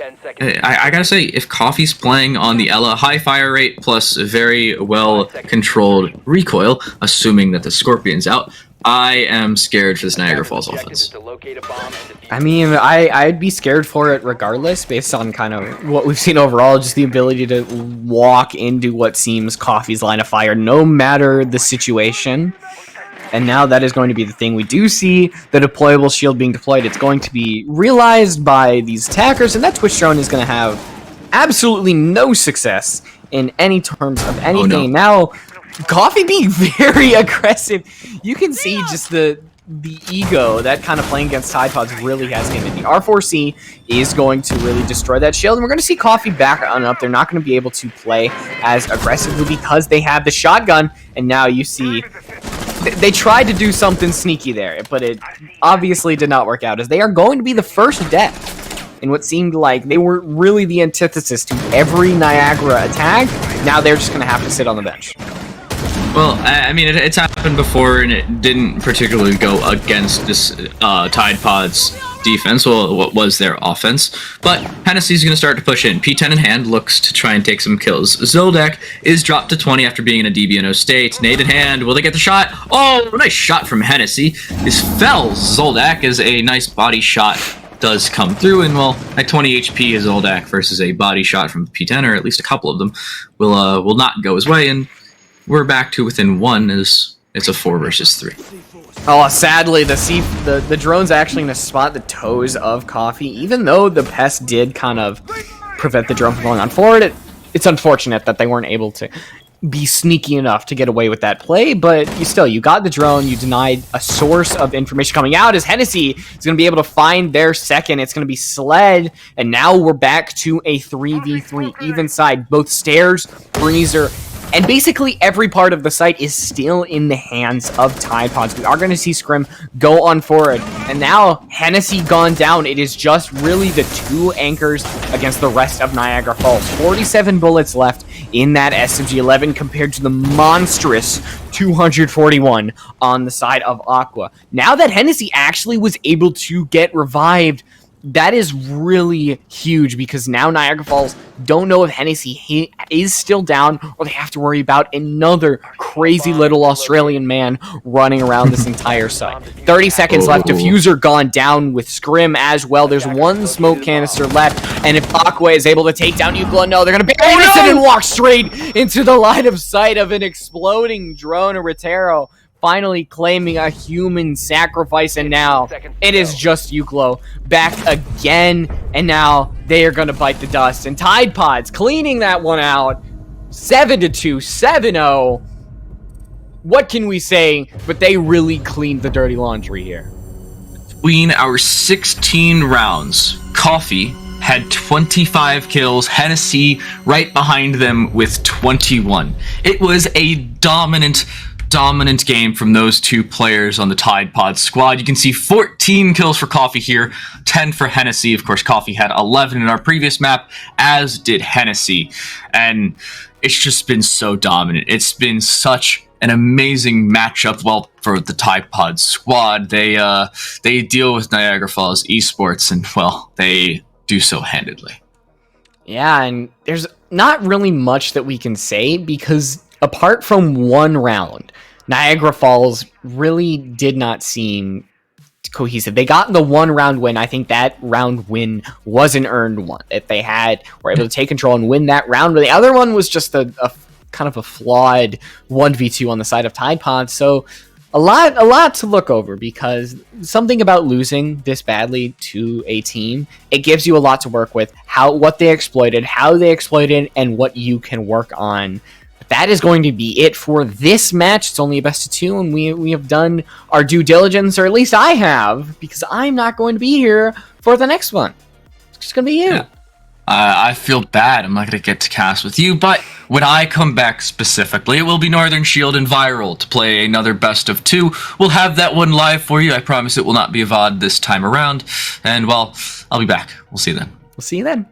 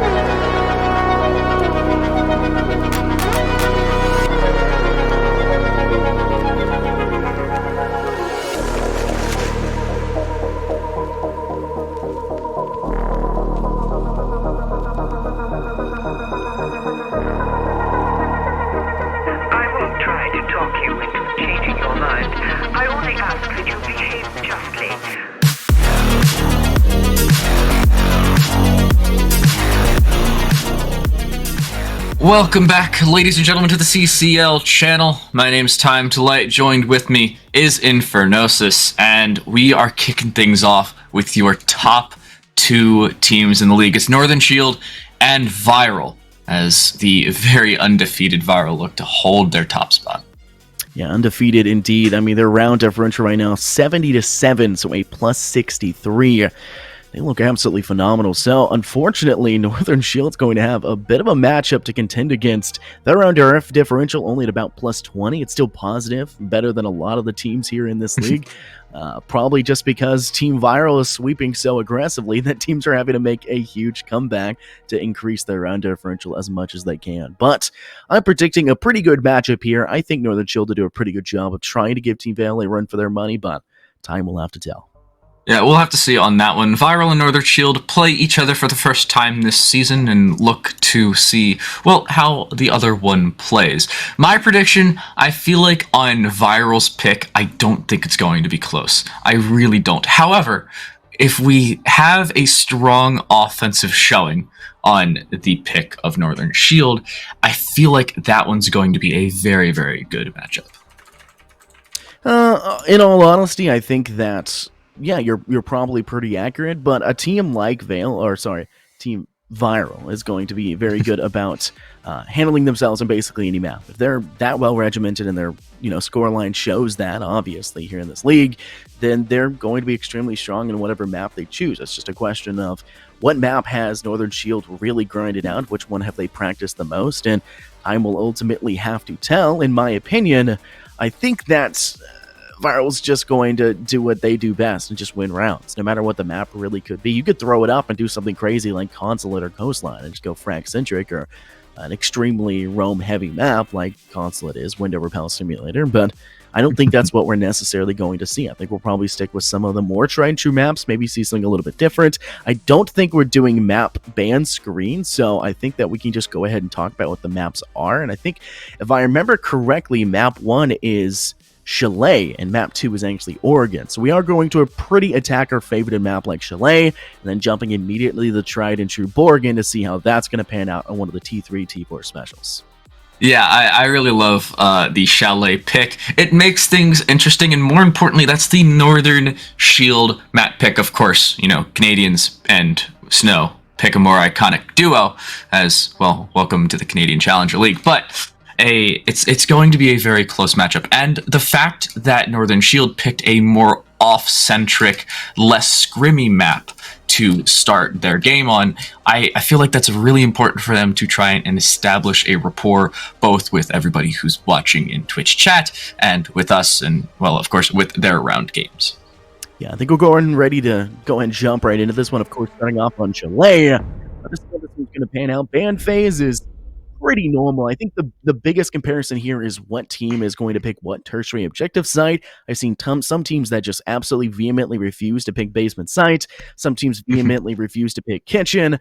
I'm not sure exactly why some teams just hate one and hate the other, but everyone has an opinion about it. In my opinion, I love the basement site. It's so much fun to see a hard breach in through boiler and them to just rush through, but we'll have to see how it goes out. First ban to go through, that's Virals. They're going to go and take out Habana. Now Northern Shield will get their turn to ban. Pretty favored for them since they'll have their pick of the litter, but they're going to take out Flores and remove those Rotero drones. An interesting ban there, as we are not going to see a Thatcher ban. Of course, that is Northern Shield's prerogative. They do start in the offense, so why cripple yourself at the knees? Their defensive ban, I feel like it's going to be maybe a Valkyrie or Mira, and it will actually be a Wamai. An interesting set of bans so far is the Rotero drones. I like to call them the RCXDs, as we were talking about Call of Duty earlier. Well, there you go. It is going to be the Flores and Wamai gone for Northern Shield. Viral, I feel like, are still going to ban out either Valkyrie or Mira, especially on this Chalet hold. Valkyrie, there you go. Yeah, removing the information is just a great way to cripple your opposition, right? So when you're on the defense, it's fairly strong to have that information, but when it comes down to it, you don't want to stick yourself in a position where then it can be used against you, despite you being able to have that. So I think a very smart decision to take out the Valkyrie. I think there's a bit of contention where you could say, hey, we need to ban Amira. She's extremely strong always. She's extremely strong when you place her on that study wall connecting over towards blue stairs. But I think the Valkyrie is just a smarter ban overall, especially with the size that this map has and just how open and wide Chalet can be. Even just the mezzanine is such a difficulty to clear and take control of. Even though you do have that outside awning big window to peek through, you do have to worry about over towards that fireplace, worry about door leading through library. There's so many points, I should say, that you have to worry about that it's just too difficult to also have to worry about dealing with a camera that just gives you information and lets you know where they are. Go ahead and get rid of the Valkyrie. You know where a mirror window is. You can at least guess where they're going to shoot from. And from there, you can actually know what to work with. An interesting sixth pick there. We go off the Mira onto the Aruni, and it's going to start things off on the top floor. The master bedroom is going to be where we reside to start off Chalet, and to be completely honest with you, probably my favorite site to play. This is one of your primary sites if you are on the defending side, at least at a higher level of play. I know me and my bronze queued teammates love to head things over to the bottom floor, and well, it looks like we're gonna have a rehost as a nice start, and rehost has been confirmed. A great start to our Chalet map. Well, it wouldn't be an R6 game without difficulties, that's for sure. So keep in mind, Rios, they shouldn't take too long, just quickly get right back, set it up, everything should be handled pretty quickly. We know what we're already going to see, that second floor objective, and let's talk about a few key points about what the attack could happen in that second floor. Obviously, you could go towards the eastern side and repel upwards, where there used to be a nice a veranda that was there previously before the Chalet rework, which, by the way, is my favorite rework of all time. Chalet is my favorite map of all time right now. But you can go in through that window, which used to be a great spawn peeking spot, go ahead and breach inside, and then it puts you in a position where you can watch bathroom door and also master bedroom door with only having to worry about that elbow staircase behind you. But in my opinion, the best two attacking frongs to go from is going to be that main awning outside main entrance, and it's going to also be the big window actually in master bedroom. You've seen Blackbeards push that, where they have a bit of a safety net to shoot through. Yes, they're going to only have tinfoil in front of them, but it does stop at least one shot, so if you don't shoot first, you at least can shoot second and have at least one bullet saved against you. So quick reflexes in a Blackbeard does still give you a little bit of wiggle room, so look towards that study doorway, look towards the master bedroom big window, and maybe look towards the opposing side, towards bathroom window vault, and maybe the one behind piano. Could be a possibility, but it's just too strong right now to hold with a reinforced shield on the piano and actually defend that main hallway. I don't think that's a viable attack that we should be seeing. Now, one attack I really like to focus on is on the Solarium Stairs. It's an underrated point of attack, and for the offense, it's really something you want to take control of in order to pincer the bathroom and that main piano side hold, just to make sure that you put a lot of pressure on the defense. And of course, they say pressure makes diamonds, and we've seen a lot of defenses shine here on Chalet, so we'll just have to see how they decide to bring things in, and well, at this point, how this viral squad decides to lock things down. I think there's one big worry in my mind, not for this objective, but maybe for the basement and maybe for the kitchen objectives. Your two, what you would consider to be tertiary choices, because I don't think bar and games room is one that's very difficult to determine what type of strategy you're going to bring to the table. It's pretty substandard to see what you do, but for kitchen, some teams like to really focus on attacking and breaching through fireplace hardwall. Some teams like to focus more on playing vertically through the second floor. And if you commit to playing vertically on the second floor and having an extended roam up above, then you are prepared for that second floor, but you're not prepared for a fireplace hard breach to go forward. And that's going to be the biggest point of contention, because Thatcher's available. No way you can deny a hard breach on that wall. It's going to be available to them, so they can breach that at any point in time. So I would say neither site is safe, basement or kitchen. Neither of those tertiary choices are good, because you can breach in through boiler almost instantaneously. Same thing with snowmobile hard wall. It's just not going to be extremely strong. You need to worry more about how to deny that post breach instead of having to deny the breach itself. So I'm going to bring it up to time to light here, but the operator choices we see in those tertiary objectives are not going to be standard at all. They're going to have to be very limited in their actual gun range opportunities. Yeah, you were talking about you loving that bottom floor, the snowmobile push, everybody breaching in and holding W through that reinforced wall. I don't think we're going to see it. With Thatcher being on the board, it's going to deny all the electro claws available, every bandit battery you want to be able to put there, and of course, all your mute jammers that you have available, assuming they bring out the SAS operator of mute. But the problem is, there's no reason for the defense to go down there. They could rather go kitchen and dining, where there's a lot less hard breach where they have to focus on. They can play much more wider angles, and where a single wall or 2 walls being opened does not change the fact that Team 1, who is of course at this point Viral, playing on the defensive side, they don't need to hold down those angles. They don't need to hold the reinforcements. They are given more leeway with the Thatcher available as we kick off our game yet again. Now, Bloom can jump right back into it pretty quickly. I really do want to see what the action actually is going to have unfold. The operator lineup should look the exact same to go forward. There is going to be a Thatcher available for this Northern Shield squad. I like to see as well an Iana. I like to see nades in the first place. So having a Sledge and Iana come forward is just spectacular in my mind. Comboed with a Thermite for those exothermic charges, as well as having the ability of smokes in the pockets, it just leads me to believe there's going to be a lot of viability to cutting off sidelines and getting a quick and swift plant to go forward with some extra assistance by nading out some of the I guess, normal standard turtling positions that a defensive team like Viral may do, whether they're sitting inside cubby pocket, whether they're sitting inside walk-in closet, sitting inside bathtub, hot tub, I guess you should say at that point. I don't really know whether it's a bathtub or a hot tub. It's a pretty big tub no matter what. Nading beyond piano, any of these are viable opportunities. I guess the biggest point is the fact that we banned out Lamai, if I remember correctly, and so it's only an ADS there. Expend those, ruin those with a lifeline on your Zofia, her utility, whether it's the impact or concussive blast, and then start tossing your explosive ordinances like your nades in, and completely making it impossible for them to sit still and to stay in a safe position. Yeah, we're going to see the Goyo come out. We saw it, of course, in our previous attempt at playing on the top floor here, which, of course, was shut down by a premature leave of a Northern Shield player, which I don't even remember who it was. But we are going to see SNC Ashes stick with the Goyo shields here around the piano and play on this. They're going to play in the area. That's the main thing. We were talking about the pressure needed to push them out of that position. We're going to see Dan down below of the double windows on the side there, just try and drone some things out, make sure they have all the information required, as it looks like Raymond is also looking to try and gain some information. An interesting Surrogate placement here by the Aruni of Nebula. I really don't see the importance, as aggro really could have just thrown a Gemini clone through it. It looks like they have thrown a flashbang through his hackers, uses that, and, well, in goes Raymond and up the Solarium stairs. There you go. At this point, you need to gather that level of safety. Ashes just watching from that position is going to make it super difficult for them to actually get that breach forward, but the nades will be able to allow for them to step inwards a little bit more aggressively. You can see your Sledge player actually holding those stairs. They've stepped up a little bit further. Raymond is ready. Some drones going out from that window, or double window, I guess I should say, but Raymond's about to get their head peeked. Peeks the shot. Ashes finds the kill, and that's the first one for this round one. It will drop in favor of Team Viral.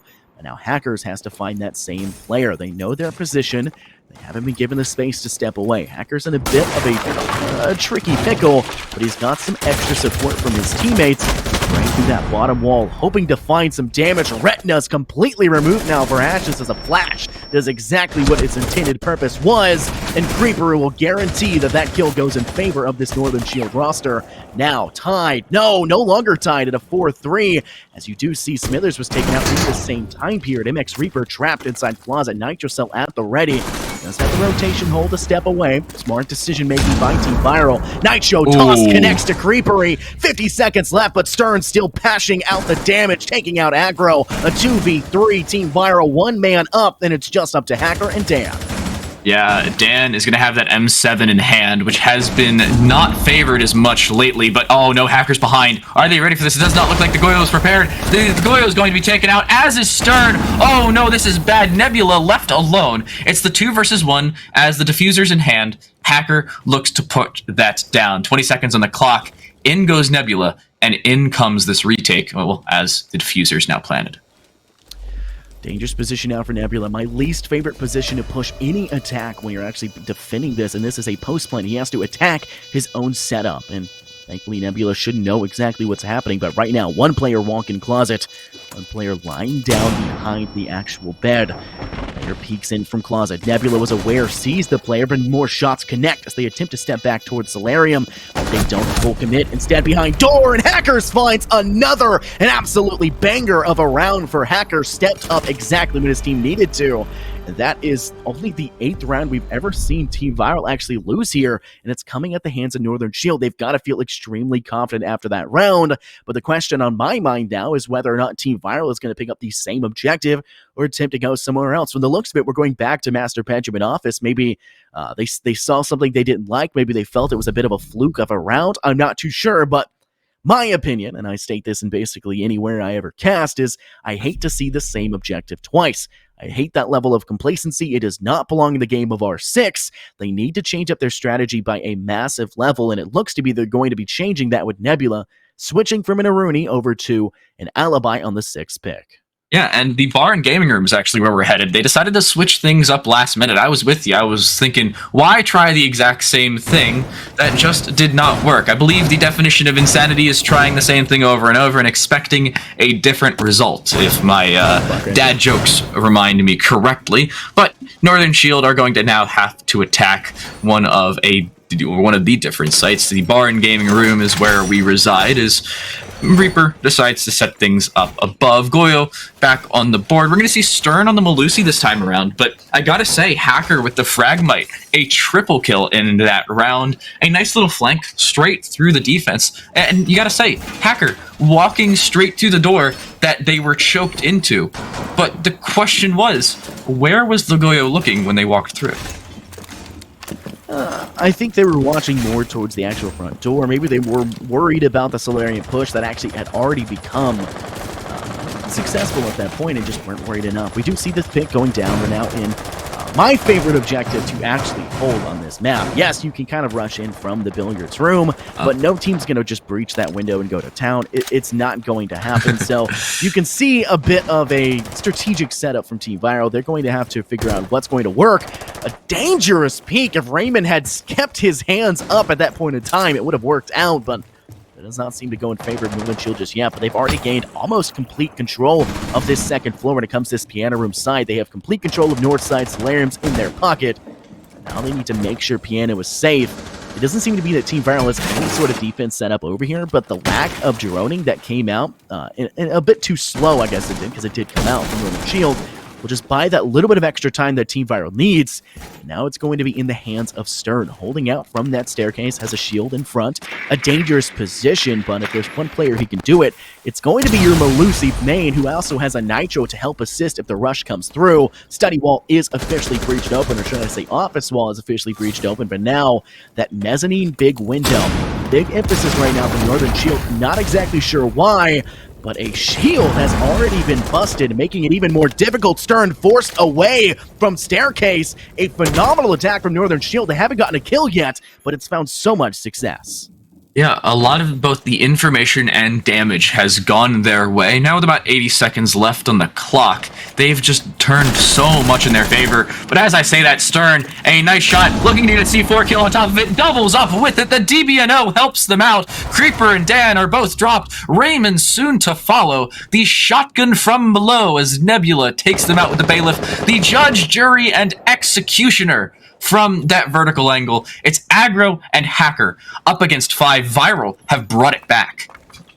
They're bringing it back and doing it in very quick succession. Hacker is taking a lot of damage now through the floorboards that I like to call hellholes, since it's just such a dangerous position to be anywhere nearby, as you'll swiftly be brought to the afterlife. But Swift is a absolutely deadly mistress as MX Reaper finds out Aggro. Hacker is able to find one from above using the hellholes to his advantage, taking out Smithers. One player holding in through back hall, gets it through the wall. Hackers finds Nebula, but still a 1v3. Ashes and Stern have taken a lot of damage. Basically, one bullet will get the job done, but it's the same for Hackers in return. One player in back supply closet now has to figure out which door he wants to push in through for fireplace. Time not on their side, finds Ashes. One more player starts the spray. It's Stern to find the kill. Couldn't get the job done on staircase, but we'll get the job done on the site. Spectacular performance. We're tied 1-1 going into round 3. Yeah, you gotta feel bad for Hacker there. The Fragmite was required yet again, but a well-placed sneeze away from death in a 1 versus 5 situation, well, it ended their run at that. Hacker, a great attempt, but could not turn it back. 6 kills through 2 rounds on the Thermite, though. That is insane to see from Northern Shield. They are chipping away at Team Viral, and that one was very close to being a flawless round, but it was not. Nonetheless, a round for them, as we see the SAS switch as the mute to the smoke has been called through. We see Smithers decide to go there, as they have yet to drop a kill thus far. Yeah, it seems to be for the side of Team Viral. They're having one player slightly lacking, but Smithers' utility has definitely been fruitful. It's worked out so far for them. I don't think it's necessarily that Smithers is doing a bad job. I think it's the fact that Stern's just picking up kills where Stern needs to. The 4 kills to their name, definitely a very pivotal factor for Team Viral taking a W in that last round. But the whole reason we've seen Northern Shield find any success has just been Hackers. Hackers is not only has 6 kills, but he has 4 more kills than his entire team combined. I mean, Aggro and Creeper have each got 1. Dan and Raymond have not been able to find anything for themselves, and we saw the same thing in round 1, where Hackers had an amazing flank through Master Bedroom, found one inside closet, found another as they stepped forward. It was Hackers that gave them that round 1, but you can't rely on a miracle player, your standout player, to carry every single round. You have to have a lineup that is able to be consistent all across the board if you want to be able to guarantee success. Hackers is not going to be able to last through 2 maps to be able to stand out at the level he's doing right now. He's going to burn out. He's not going to be able to do this for this long. Not at the level that Team Viral likes to play at. It's just not going to happen. So I would be very worried right now for this Northern Shield roster if the rest of their team doesn't start to step up. You're telling me you can't average 3 kills a round for at least 24 rounds? That's absurd. I feel like it's a relatively hours? Yeah, easy. I mean, yeah, you know. Yeah, it's I easy. can't even focus for 5 minutes, so to be fair, it's not really a point for me, but you know, things happen. Hey, I feel like Hacker can bring it through. They've done very well already and look to continue their dominance. An interesting hold. Oh, Stern and Angle. Look at this. They opt to not reinforce this office corner wall, but the Thermite will go through as the exothermic charge will open things up. Creeper opens things up onto Nebula, speaking of which, as another kill for the Thatcher will open things up. Oh, Stern's forced back and almost dies because of it, and they do! The office unreinforced wall comes back to bite them as the L8 with yet another kill. This time, it was Raymond to get it. Oh, but MX Reaper takes out Aggro and punishes them for their overzealous peak. 90 seconds in the clock, and we're down to this 4 versus 3. A dangerous position, to say the least, for Team Viral. And Nate will remove out one of the last Vulcan shields we have, and it actually caught both, and Ashes is in an extremely dangerous position now. I don't like the idea that you use a Vulcan shield on Piano. It's a little bit too dangerous in my opinion, but that's what they went for, that's what they go with, and unfortunately for Northern Shield, the Grim Reaper of MX Reaper finds out yet another, this time taking out Raymond. 3 players left for both sides, a 3v3 in effect. 2 players in the Piano room. MX Reaper pops off again before being refragged by Creepery, but Ashes, they all fall down, finds the last 2 in a very successful defense from this Team Viral side. And a point that we didn't necessarily anticipate after an extremely successful start of them finding those first 2 picks. But Northern Shield flubs it up at the end, and the ace, the duo ace, as my good friend John, I believe his name is Fellow, I don't know why I can't remember that, he casts here as well, he calls it the buddy ace as it comes through, as MX Reaper and Ashes completely sweep out the second half of that round, and Team Viral will find an extremely high level of success. But a tertiary choice will now have to come to effect after the 2-round W's back-to-back, and it's going to be that first floor kitchen and dining room, so they obviously do not favor that basement site. Yeah, and it's an obvious reason why. The Thatcher on the board means you can't use the Mute or the Bandit or the Cade to the best of your ability. You're forced to Bandit trick, which I feel like not many people have done in multiple seasons, if not multiple years of battle passes. So I can't particularly blame them there. The kitchen and dining site is not much a terrible site, and for the current operator lineup that's available on the attack and as well on the defensive side, it's, I believe, the better pick for this Team Viral defense. But nonetheless, they will have to hold things down against a very, very aggressive Northern Shield offense. Creeper, a nice double kill in our previous round. Raymond got one as well. Hacker, however, nothing to show as they were shut down by Ashes walking through a breach, and you gotta feel for the guy as they could not get anything there. Yeah, you gotta feel for him at some point in time, but my biggest question here is how aggressively are they going to defend this? You have immune, so you can deny a hard breach to some degree, but Creeper has been rocking that Thatcher for essentially the entire game. There's not a great way to deny that, so I think that a very Southern-style mezzanine or playing in from Fireplace Breach is probably the smarter choice in my opinion. That could be a hot take, because from the looks of it, it looks to be that Team Viral are very aggressive on this second floor. They've got reinforcements, they've got mirrors. They're set up in a way that they know they can defend the second floor, and I think it would be a smarter decision for Northern Shield to just force them out of the second floor earlier and then to take it in the second half. You can breach through that hard wall connecting over towards dining, and then you can head back up to the second floor after that team is now officially worried about that hard wall. But their information game as of right now is going to be extremely successful. Nitrocell ready to be dipped in a moment's notice, now forced out of the corner pocket where they had a safety net. They're ready for the flank to jump outside that reinforcement, no longer barricaded door. They actually find success. Mirror window out for the count. 2 drones spotting out Stern. About to be flanked from the rear as well, as Dan is ready. Finds 1 to Ashes. Steps up, finds 2. Stern should have turned. An unfortunate moment as he continues the dominance. Dan finds 3. Nebula out for the count. In a 5v2, Team Viral has no idea what to do. Northern Shield come out on top of that trade, and more specifically, Dan does 300 damage and only takes 75 in return, is still standing. MX Reaper will be stuck into that DBNO state. They will be downed. It's Smithers against 5 very angry Canadians. It's Creepery to close out the last 2 as Dan with a triple, another buddy ace on the board, this time for the Northern Shield offense. We're tied up at 2 with 2 rounds left in the half. I mean, obviously, at this point in time, from the looks of Northern Shield that last round, they looked hot. They looked spectacular.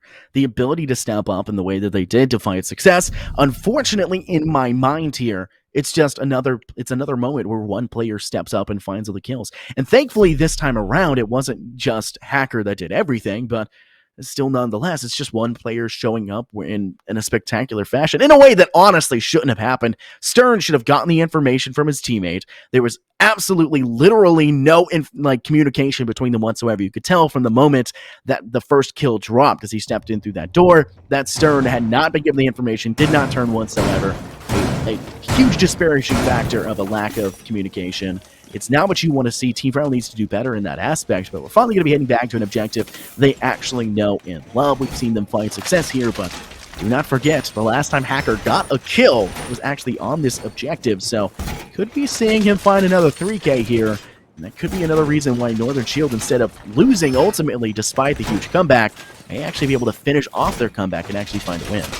Yeah, one thing that is extremely difficult for Viral here is that this is both not their map pick, and the time on the defensive side is ticking away. Of course, 2 rounds remain, and the 2 sites they will have available are 2 they have already won. Kitchen and Dining, of course, being one of those, and they head back to, or sorry, it was Master and this Games and Bar Room. They've already lost Master once. Well, they've done their best to come back on it, but they struggle, and that's the problem with this Viral defense. I feel like they're very one-dimensional. Dan, oh no, Dan, you're gonna die to a C4. Dan, he do back up. He does avoid it, as I can't speak English, but he drops 50 HP for it. Nebula well-placed and well-timed C4 there, but doesn't net a kill, only some damage.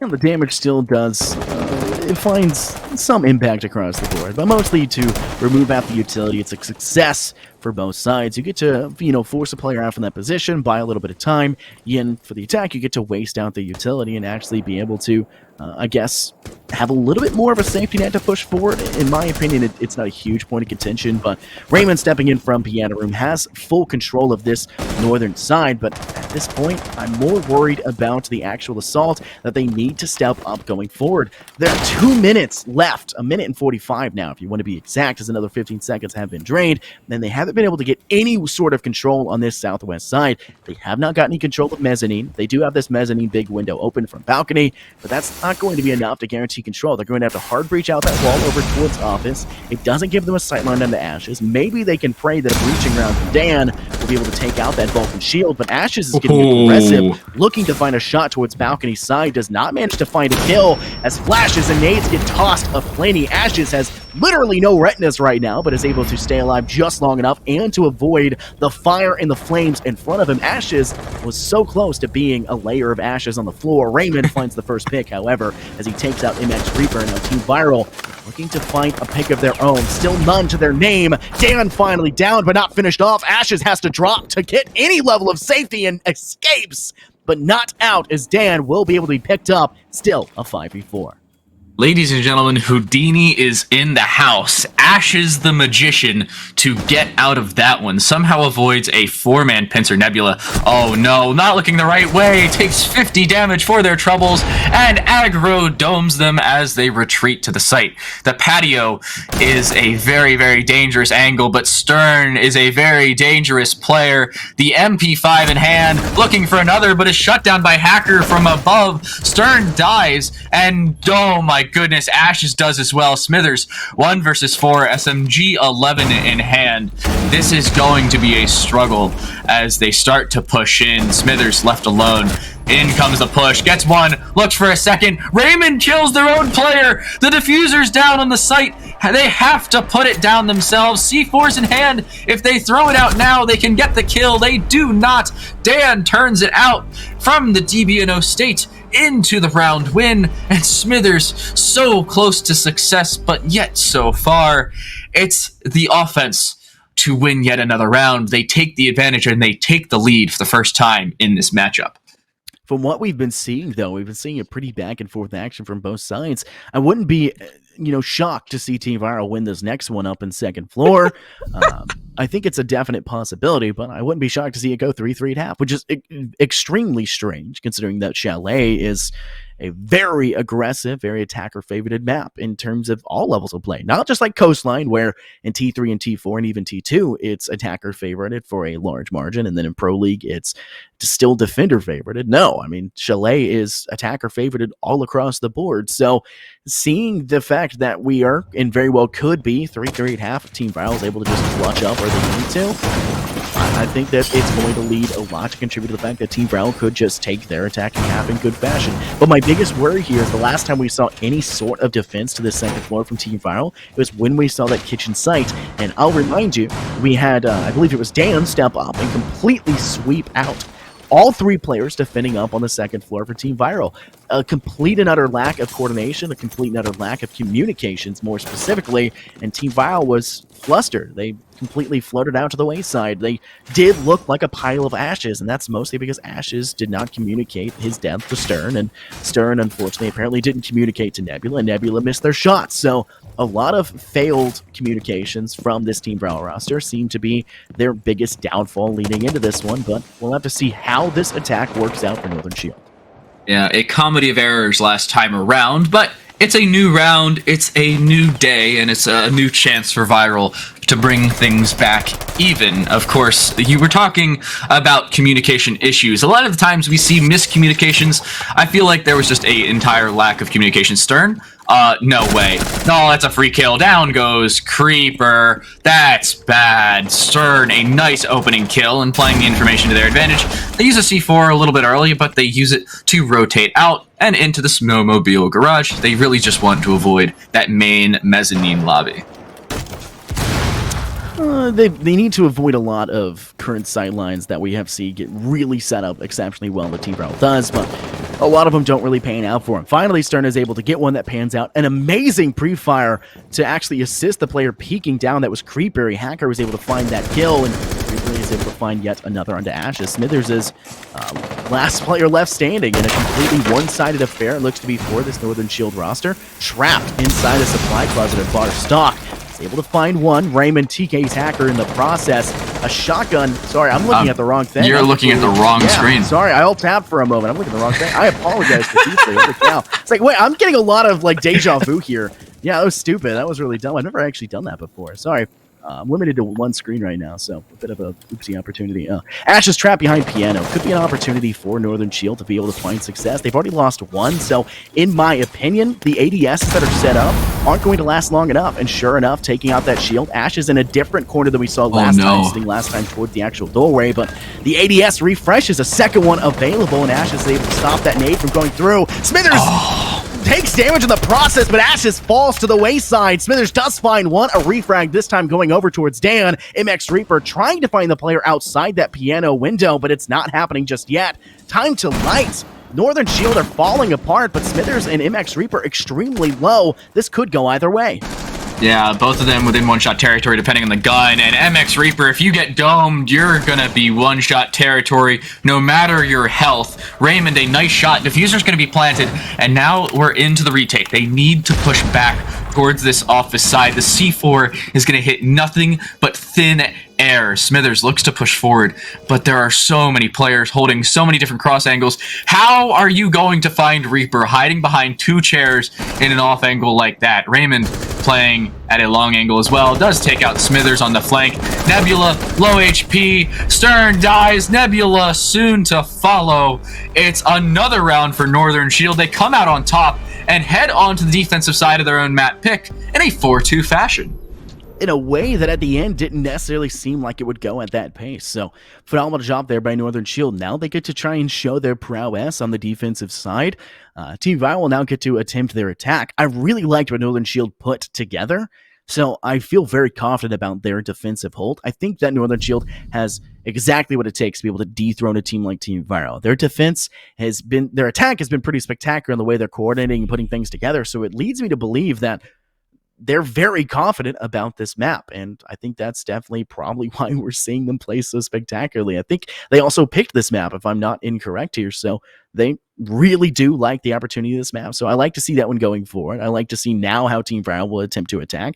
We know that they've had communication problems prior, and Northern Shield have definitely not had communications problems, except for maybe the 2 T kills, but I think the second one was on purpose. I can't imagine that they're performing 2 team kills, the 1 team kill, just randomly like that. I don't think it was necessarily on accident. I think it might have been an on-purpose thing, trying to get it cleared, maybe in the way as he was attempting to fire. We'll have to see how it pans out. But Team Viral on the attack. They're going to bring a Thatcher as well, Sledge as well, Yana as well. So still that double nade possibility. It looks to be a mirrored lineup that we saw Northern Shield bring to the table, but now that we're in this bar and this game's room to actually defend from Northern Shield, a Mozzie, a Frost, and an Ella. Time to light. From what I see from their setup, they are extremely aggressive. This is a completely I'm going to frag you before you can frag me stylized setup. They're on the attack despite it saying they're on defense. Yeah, not only are they aggressive, they are setting up pincer maneuvers. They are funneling you into a specific attack point, and I feel like Viral may just fall right into that trap, and well, one of those traps is going to be some pog mats on the floor. Hopefully we see one of those rain out just for the sake of fun games. Northern Shield on the defensive side holding the north side of the building. Name a more iconic duo, and Hacker and Headshots. Name more iconic duo than that, as I forget how to speak English. But MX Reaper starts to push up West Main, starts to take the stairs. Oh, the shots come out, but no. All they hit is the wall. Hacker with the holographic and the SMG-11 looks to just back up and reserve what they have. A minute gone and one less player on the attacking side. Northern Shield, a nice opening pick and a nice opening minute to the round. With only 2 minutes remaining, Team Viral are I guess, a little bit flustered. They've lost their Thatcher, which is an extremely important operator to contend with, especially if you actually want to make use of the hard breach you have. And I would expect you want to, but unfortunately it doesn't seem to work out. Smithers finds one, immediately refragged back by Hackers, but Hackers refrag back, refrag for refrag. Nebula is able to find one for themselves, make it 2 for them in this game so far. A little bit slow to start off, but they're looking a little bit better. Now tied 3-3. They were able to get the majority of those refrags in return. And Homix Reaper's attempting to, I guess, ensure there's safe space for Nebula to step away. I guess Nebula was a little bit too scared, but there's not a single person on that side of the map for Northern Shield. They're completely set up on site. One player's on mezzanine, one's over on that blue staircase, and Raymond's ready at a moment notice to actually push forward. What are they still doing over there? I'm extremely confused.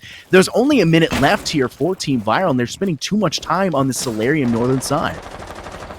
Yeah, I feel like there's just time ticking off the clock. At 2 minutes on the Northern Shield attack, they just came back and just took the entire north side of the building. So the question is, what are Team Viral doing? I mean, I know they only have 3 players, but they're only facing 3 players at the same time, and all the utility for those 3 has been expended. We're going to see Ashes on this Zofia, but Nebula with the 5.56 in hand domes Dan, and down they go. The Jaeger dealt with as the LMG looks across and back onto the cam. And, oh, we're going to see some stuns go out. Oh, they know one's on the stairs, and back Raymond goes. But shots onto Ashes, down they go, as in goes Creeper, looking to do damage, looking to deny this round. Can they get around? Can they go behind? MX, a nice shot onto Creeper, diffuser planted. It's a 1 versus 2, but no, Raymond drops. Reaper was not ready, but gets the kill nonetheless. The L8 comes out on top, and it's a viral round, as it looks like we need a pause here for this viral offense. In my opinion, we're going to need a little bit more of a pause, right? They need a complete another recalibration of what they've been bringing to the table. They just look lost, right? I think you can agree with me. Even when it came to the defense, there's a lot of moments where Team Viral just look flustered. They're just really in those moments like of panic, it seemed to be. In my opinion, from what I've been seeing here, I think this is Northern Shield's game to lose. They should have this one dead to rights. We should also keep into account, I think, 6 of the victories we've seen from Team Viral have been forfeits, which also leads to their huge round differential, because I think it's 7-0s when you do that. Like, it's completely... that's where their round differential comes from. So maybe it's the fact that they've been uncontested at the top because teams are forfeiting and not really playing against them. So I think Northern Shield have this. I think that they can find this to a huge success. The technical pause is Team Viral's. I think they're really using this also as a chance to talk about what's going wrong, what they need to do right. And there's a lot more they're doing wrong. There's a lot they got to start doing right if they want to actually contend against this roster. Yeah, I'm looking at their lineup. They have 4 different forfeit wins, which basically has just netted the 28 rounds to 0 losses. So it's a little bit of a freebie there. They also have 2 forfeit losses of their own nonetheless. So that has dropped them. Well, hold up. How have they only... I'm not even going to question it at this point. We'll take a look back at that later when I have gathered my brain cells to the amount of about more than 4. I think it's... You know, somebody talked about it earlier. I'll bring it up. Keep going with your point. I don't understand how they have 2 different forfeit losses, but have only lost 7 rounds up to for this specific map. We'll have to take a look at that later, and I believe that's exactly what you are doing now. But at this point, it's just been such a close matchup. I was expecting Chalet to be close, but with Northern Shield taking as much of an advantage as they have, they need to make sure they capitalize off of that on their defensive side. Baron Gaming did not go their way. I really didn't like the way they set up, because in the 3v3, focusing way too much pressure and giving out some picks over towards that north side of the building, giving away 2 players, even though they got the opening pick. And as we head back into the game, it did not net them the round, and that's what cost them. As, oh no, they're trying the exact same thing. You were talking about this. Baron Gaming with a mirror of operator picks. Nothing is going to change, and oh no, it feels like Northern Shield, you're just a little insane here. A little insane, yeah. That could be what we have going forward. I think Northern Shield, they've got the lead still, and they're extremely aggressive. So even when things come to a firefight at the end, as long as they can manage to keep aggro alive, and I guess maybe creepery as well. I don't like the fact that the 9mm C2, sorry, C1, doesn't technically have the 1.5 anymore. So I think it's a little bit more of a weak pick, a little bit of a weak choice. I think that probably should have gone with the alibi if you're really going to go for that. Frost mats are extremely strong, as you called it, the Pog mats, and they can get the job done, but at most, at this level against Team Viral, they're only going to force them to look down for a moment. You have to be there to shoot. If Creepery is not playing these Frost mats correctly, they might as well not even be there. And that's exactly what we saw last round. Creepery just needs to play smarter, needs to play those a little bit more effectively, and actually find success with the Pog mats. Not with them actually being able to, wreck somebody's feet or ankles out from underneath them. This isn't NBA. We're not here for ankle breakers, but more as a way to, when they're looking down to go for that, you shoot them in the head. It's a very large target for that reason. Just didn't see any of that.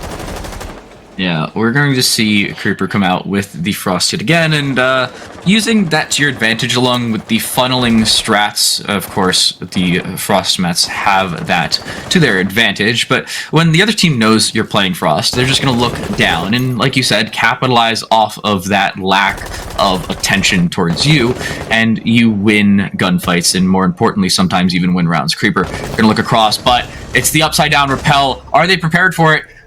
Hacker is not. Oh no. Reaper gets the kill there. But I don't think he notices that's the feet. There's a tree behind him. We have the X-ray. They do not. Ash is another kill onto Raymond. Viral on the offensive side are just taking so much control as, Ash is almost getting domed, but does retreat in time. They do not look behind. Aggro, a fight win and brings things back, at least to the 4 versus 3. Northern Shield still on the back foot, but they're on their way back. On their way back, but it's going to take a lot for Northern Shield to kind of return from this. You got one player who's trapped upstairs on the second floor, 2 players ready at a moment's notice to actually breach into Library itself, but it's not seeming to matter. Smithers is going to take out Aggro. Now just Creepery and Dan as the last 2 left standing for Northern Shield. Team Viral are really socking it to him to this Northern Shield side. Jumping now from the fireplace window. Finds one stepping in. Stern with a very stern warning to Creepery. Get out of my round. This is my map. Already a 1v4, and it's about to be a 4-in-4 split. If it continues like this, now we're going to see a Northern Shield pause. Stern finds another, steps up and gets the last to collect call. Hey, we're tying this one up. We're not done just yet. The pauses after pauses. Now Northern Shield are in their head saying, hey, this was our game to lose. What's happened? Why are we losing this? What's going on? Time to light. What's going wrong? So wrong for this Northern Shield side. Well, I mean, it's going so poorly that they need a timeout, as an old NBA YouTuber named Chris Smoove once said. I loved watching him back in the day, but it's a new day, and, well, next round's going to be a new one of those just the same. Northern Shield, they've just fumbled the ball. I don't really know why Viral paused. I believe that was a tech pause. I could be wrong, but we'll find out about that in just a little bit. Northern Shield, however, they need a tack pause after dropping 2 straight defending rounds on the exact same site, bringing the exact same lineup. You gotta question, what are you guys doing? It's not only that you're losing a round. That's completely understandable. People lose rounds. I lose rounds all the time. I also happen to be bad at Rainbow Six Siege, so that doesn't particularly help my case. But when you're losing a round and then doing the exact same thing the following round, expecting it to go differently without changing out your setup, you're not changing out any operators, you're not changing out your site, you are going to repeat your losses until you bring some change, and change is afoot for them. They need to head over to Master. They may even need to go to the basement, even with the Thatcher, but Bar and Gaming is not going their way, and they need to avoid that site. They're putting a little bit too much emphasis on that big window in games, and yeah, you can definitely see Rush go in, and then they can rush forward and plant and seemingly default next to cushion behind low wall, but you can defend that from the second floor, right? There's no need to defend that from the first floor, and we saw them spend too much time inside games and a little bit too little of time actually defending the rest of the map. So the extended roam was basically non-existent for them, and that's where we saw them completely sweep forward and find success. And in my very humble opinion, Northern Shield, if they do that at all, if they continue to, hold the wrong directions like we saw that last round, no matter what objective it is, Team Viral's going to win. They're going to just sweep the rest of the half, right? And that's not just because Northern Shield is kind of flustered and losing what they're doing. They're just not playing correct. It's just bad play at that point, right? You can't let yourself succumb to poor decision making for which direction to hold. Yes, you can somehow still win those if you're, a godsend and can flick an angle and find somebody as they shoot you in the rear and just get that headshot kill. But again, you can't rely on these miracles, these Hail Mary plays to get you through everything. And obviously it didn't really work out, and it's continuing not to work out. So I think as we head to a new objective, which I think should be the Master Bedroom Office objective, we need to see them have that offsite presence, but be extremely quick to actually step away. I think from the way that we've seen Northern Shield work on their defense, I think their roam game doesn't need to be a roam game for kills. It needs to be a roam game for information and to slow down the attack. Because if they can slow down this, Viral offense, then they're going to have a good job. For the way that we've seen Viral move, they're less like a viral kind of virus. They're more like a plague. They're stepping forward with a very quick succession and completely sweeping everything that Northern Shield's setting up. You're exactly right. There are 3 facets to a good roam. You have the time taken off the clock, you have kills off the other team, of course those are the most important in my opinion, and you have information gained off of it. If you use all 3 to the perfect advantage, you can get a nice flank going. You can even get information into kills and even into time lost on the offensive side. But we've seen the problem from Northern Shield. They're not particularly playing any of these 3. The kills aren't particularly going their way. They're not getting the important information off of it. And of course, the time is way too much, or there's way too much time left on the clock as the execute comes in. The 15-second meta does not need to be pressured off of by this Viral offense because of the fact that they're just given so much room. They're given so much time, and they're just being handed kills by this Northern Shield defense. They're just not setting themselves up. They're not setting themselves up enough, right? I mean, from everything that we've seen, just poor positioning, not knowing exactly where they need to be. It's got to change. And that may be, hands up in the air. That may just be because they're not super comfortable on that objective. But if they're not super comfortable on that objective, why the heck are they playing that objective twice in a row? Why? If you're obviously not comfortable, they slaughtered you both times, right? It wasn't really close either time. You have to fix things up, right? You have to tighten all corners, put a socket wrench to the bracket, right? Keep everything in place. And that's exactly the opposite of what we're seeing.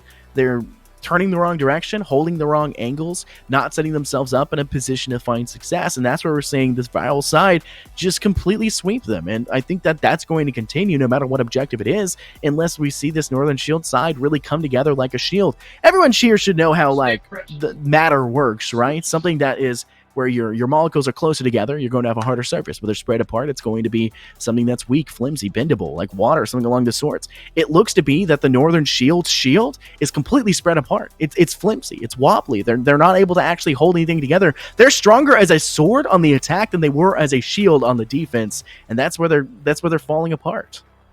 So, ladies and gentlemen, on today's episode of Physics and Rainbow Six Siege with Infernosis, we have your amazing illustration of how a spread-out defense is much more flimsy and is more prone to being broken in half. And, well, we could in that teach case, so much. That is a great way. An anchor is stronger when all of the players. Let's take Oregon, Basement Oregon for account. We're going to be heading their next map anyways. Let's talk about that. Basement Oregon, when you turtle in on Basement Oregon, your defense is tight. It is strong, right? You are a sturdy defense. But when you offsite roam and everyone's spread apart, a rush can come through. You're flimsy. You're weak, right? That's the same way molecules work. I mean, science. We out here. What's that Breaking Bad line? Science. Full send.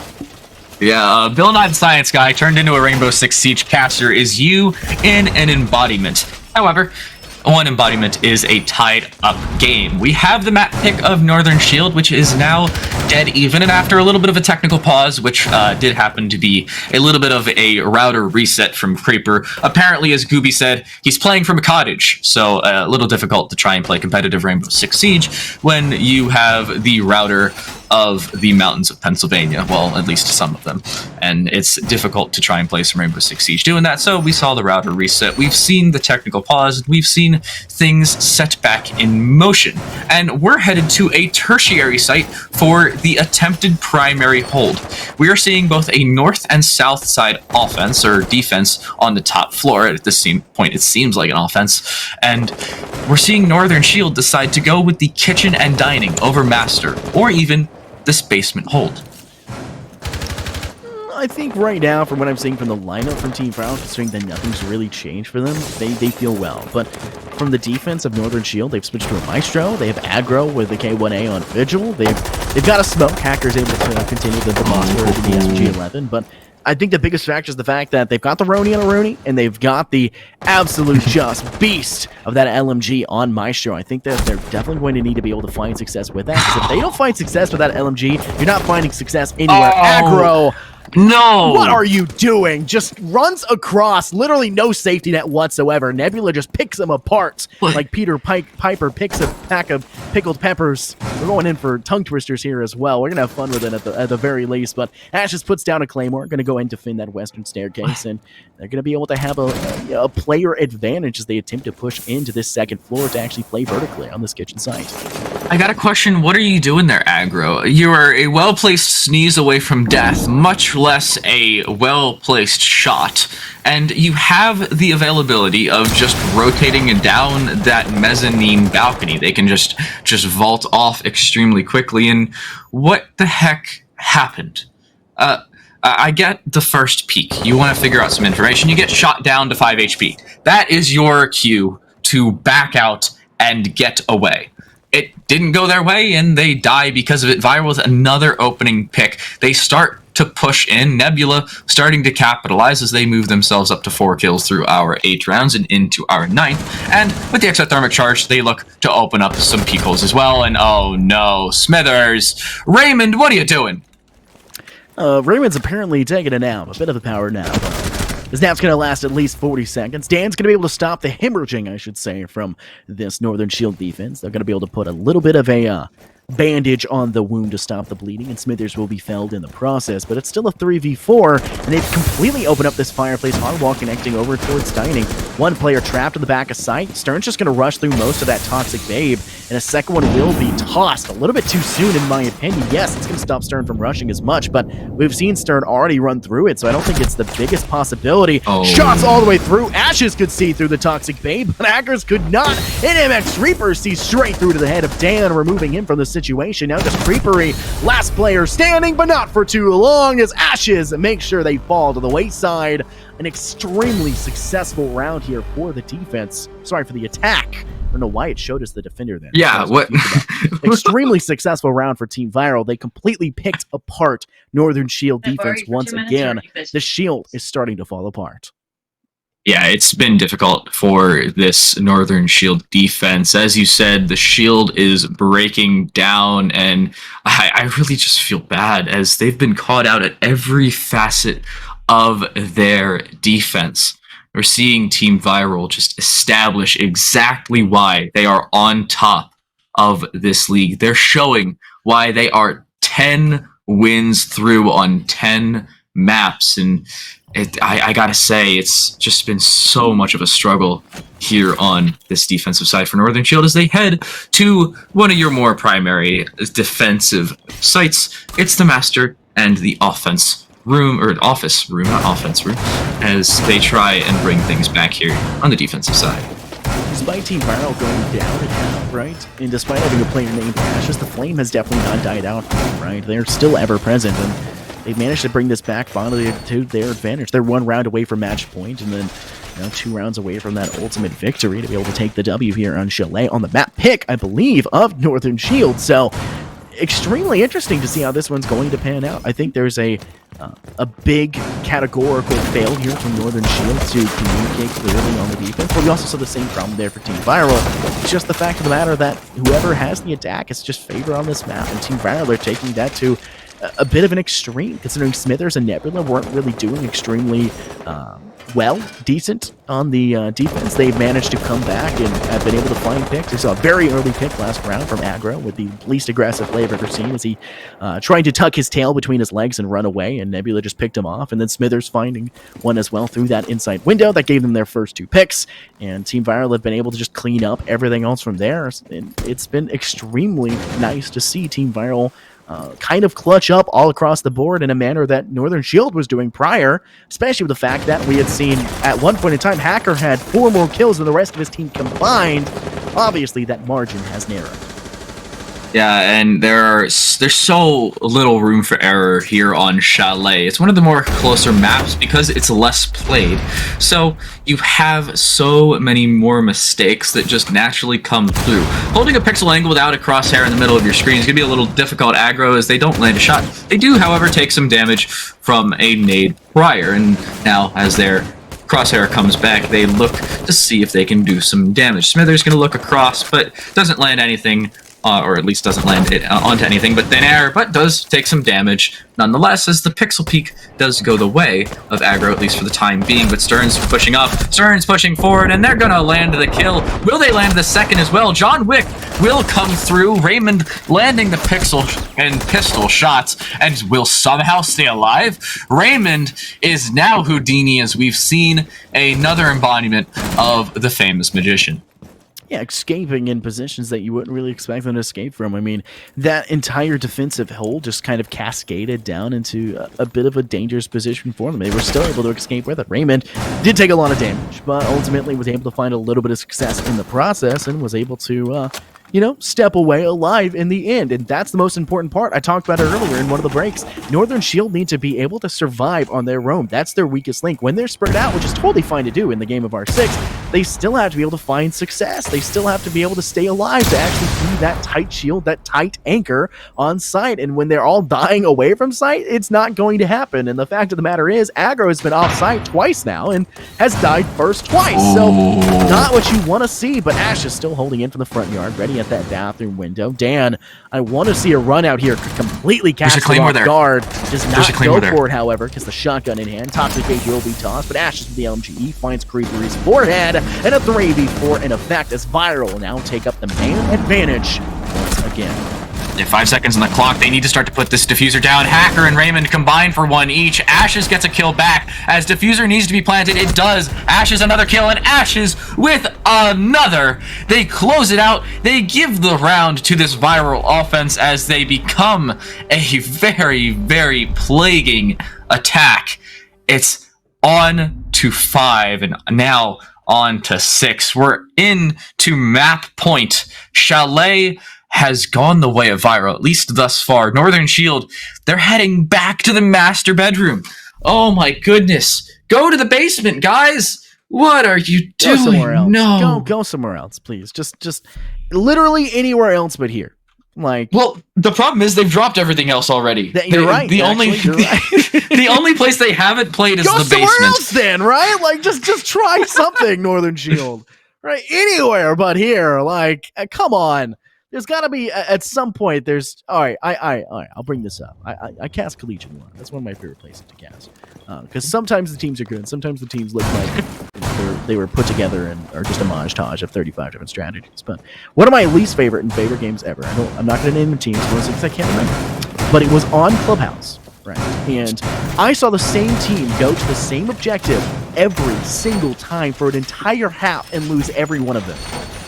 They went to CCTV on defense every time and lost every time.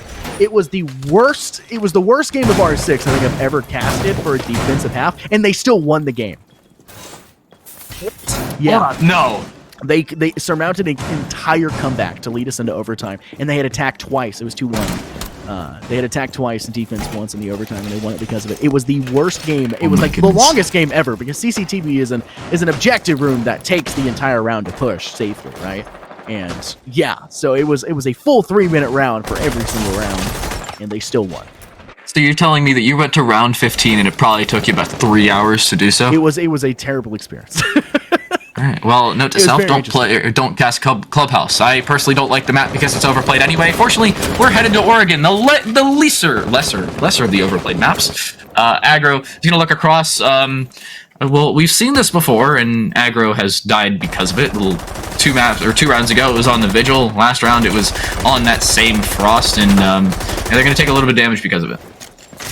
A little bit of damage, but ultimately, I mean, that amount's not going to be enough. Aggro was still alive, which is more than we could say for the last 2 rounds at the beginning. So I'd say a very big positive, a big plus, and maybe Aggro is able to find a kill and narrow that margin. And unfortunately, taking a lot of damage in the process, still trapped on Mezzanine. Maybe got a little bit too aggressive as they're trying to peek once again to that balcony side. Why? Stop peeking this angle. Just go somewhere else. Down and ready to be finished off. It's not going to happen just yet. Raymond will save the day just slightly, stopping the bleeding, but Aggro will ultimately be finished off. And Smithers from outside library balcony, with the assistance of Ashes nearby, finds Raymond in the process. A 4v3 in effect, and Northern Shield are just at match point, completely trapped. If they fumble here, it's all over on Chalet. I got a question. What are you guys doing? I think we've all been Why does asking aggro? that, Yeah, that's fair. Aggro peeking the exact same angle 75,000 times, and unsurprisingly has died because of it. It's been a struggle for him on the defensive side, playing the Vigil, playing the Frost. Any which way, they do get taken out. And now, with this office wall open, they look to try and push forward Creeper. With the 416 in hand, peeks across, but does get taken out. Smithers wins the gunfight and only loses 30 HP for their troubles. Ashes takes out Hacker. It's Dan against Map Point and against Ashes. Ashes wins the fight every day of the week and gets 12 kills in this map. It's another round win for Viral, and this time it's a map win as they take their opponent's map pick and send us over to Oregon in a 1-0 fashion. A very, very nice job for the 1-0 fashion as well. So I think that, in my, very humble opinion as a caster with a really big opinion about everything, because casters need to be opinionated. Holy cow. I mean, just Northern Shield just kind of walked away with nothing, right? They did a very good first half, and then they just lost it. I called it. It's their game to lose, and that's exactly what we saw. I still said it was their game to lose after they lost that first one, and Viral then had to do a technical timeout, right? For one player, I guess, having to redo his router or something. Who knows? Who knows what the reason is? But it was their half to lose, and they did exactly that. They didn't take a single round of that half, if I remember correctly. I mean, they just completely got swept. A raging just river as they flowed down and just cascaded in the obvious direction of Team Viral. So unfortunately for that Northern Shield side, it's an L, and they have a chance to make a comeback here on Oregon, one of the tried and true maps of any team. So they should have a well regimented and well regulated strategy and cohesiveness here, but they did pick Chalet, and they did have no idea what they were doing on the defense. Yeah.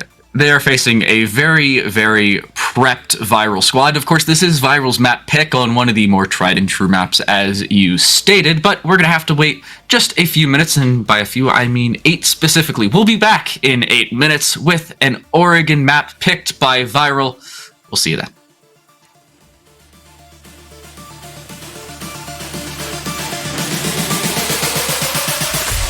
I'm putting it down.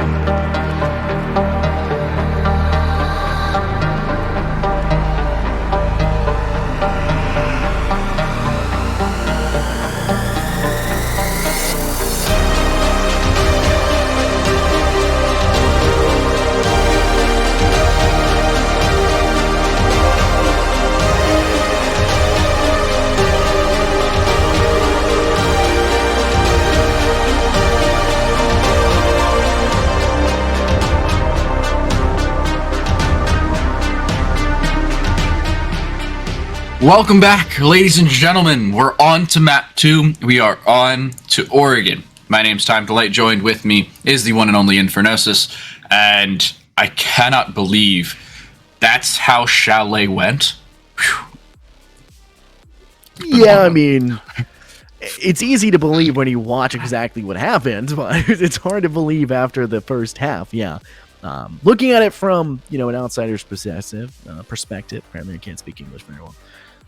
But looking at it from an outsider's perspective, it just looks like they didn't know what they were doing on defense. But it also just looks like they weren't coordinating and communicating enough. Neither side was really communicating that well. It just looked to be a defensive flaw for both sides. When defense came through, even Team Viral was falling apart and falling victim to that unfortunate, communication bug, and weren't actually using either the Discord call or the TeamSpeak call or even a phone call, even the in-game voice Skype. chats, anything. They just weren't using it, right? You have a billion things at your fingertips. Go back to Skype, AOL Messenger, your teammate, he's next to you. Something. Find a way to communicate that information. If that was me that died there, the very first thing I would scream is, "Oh my God, he's next to you!" Right? Like, it would not even be useful. It wouldn't even be like accurate information by any account. But at least they would get the information, right? At least there'd be some hints. It just felt like there was nothing. It just blank comms. And unfortunately, it looked like there was nothing in that second half for Northern Shield. So we'll have to see how Oregon pans out. I think it'll be a very different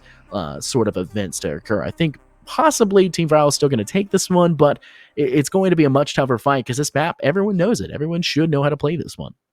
Well, that's what we were saying about Northern Shield on Chalet because it was their map pick, but it went 9-2 in favor of attacking over the defending rounds. So, apparently just nobody figured out how to play defense, and the Northern Shield was only prepared for our next season, which the new operator comes out with an attacking shield. But there is going to have to be some time on that one as we kick things off and we kick into Oregon.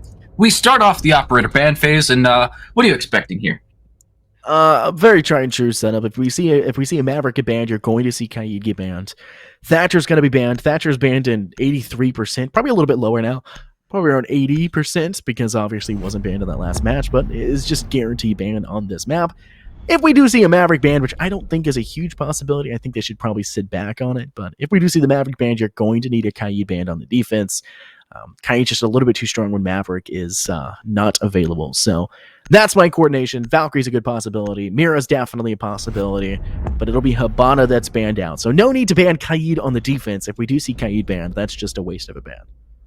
I feel like Kaid's still not a terrible ban because of where you can put the Kaid Electro Clause. If there was a Bandit ban, then, or if there was a Maverick ban, then I would expect maybe the Bandit ban or the Mute ban, but it's going to be Valkyrie nonetheless. I still feel like Kaid is a possibility, but we're going to have to wait on that one. As I feel like it's either going to be Kaid, Mira, or maybe even a target ban like Mozzie. I don't see any situation where Kaid fits. Wow. Kaid is countered every single time by Maverick. It just doesn't make any effect. The defensive bans, very much so, just super standard. Valkyrie can be considered substandard when it comes to this map. She's just kind of become a go-to ban just because people are banning her elsewhere, so they just assume she's bannable everywhere. This map isn't wide enough for me to consider Valkyrie to be this super necessary ban.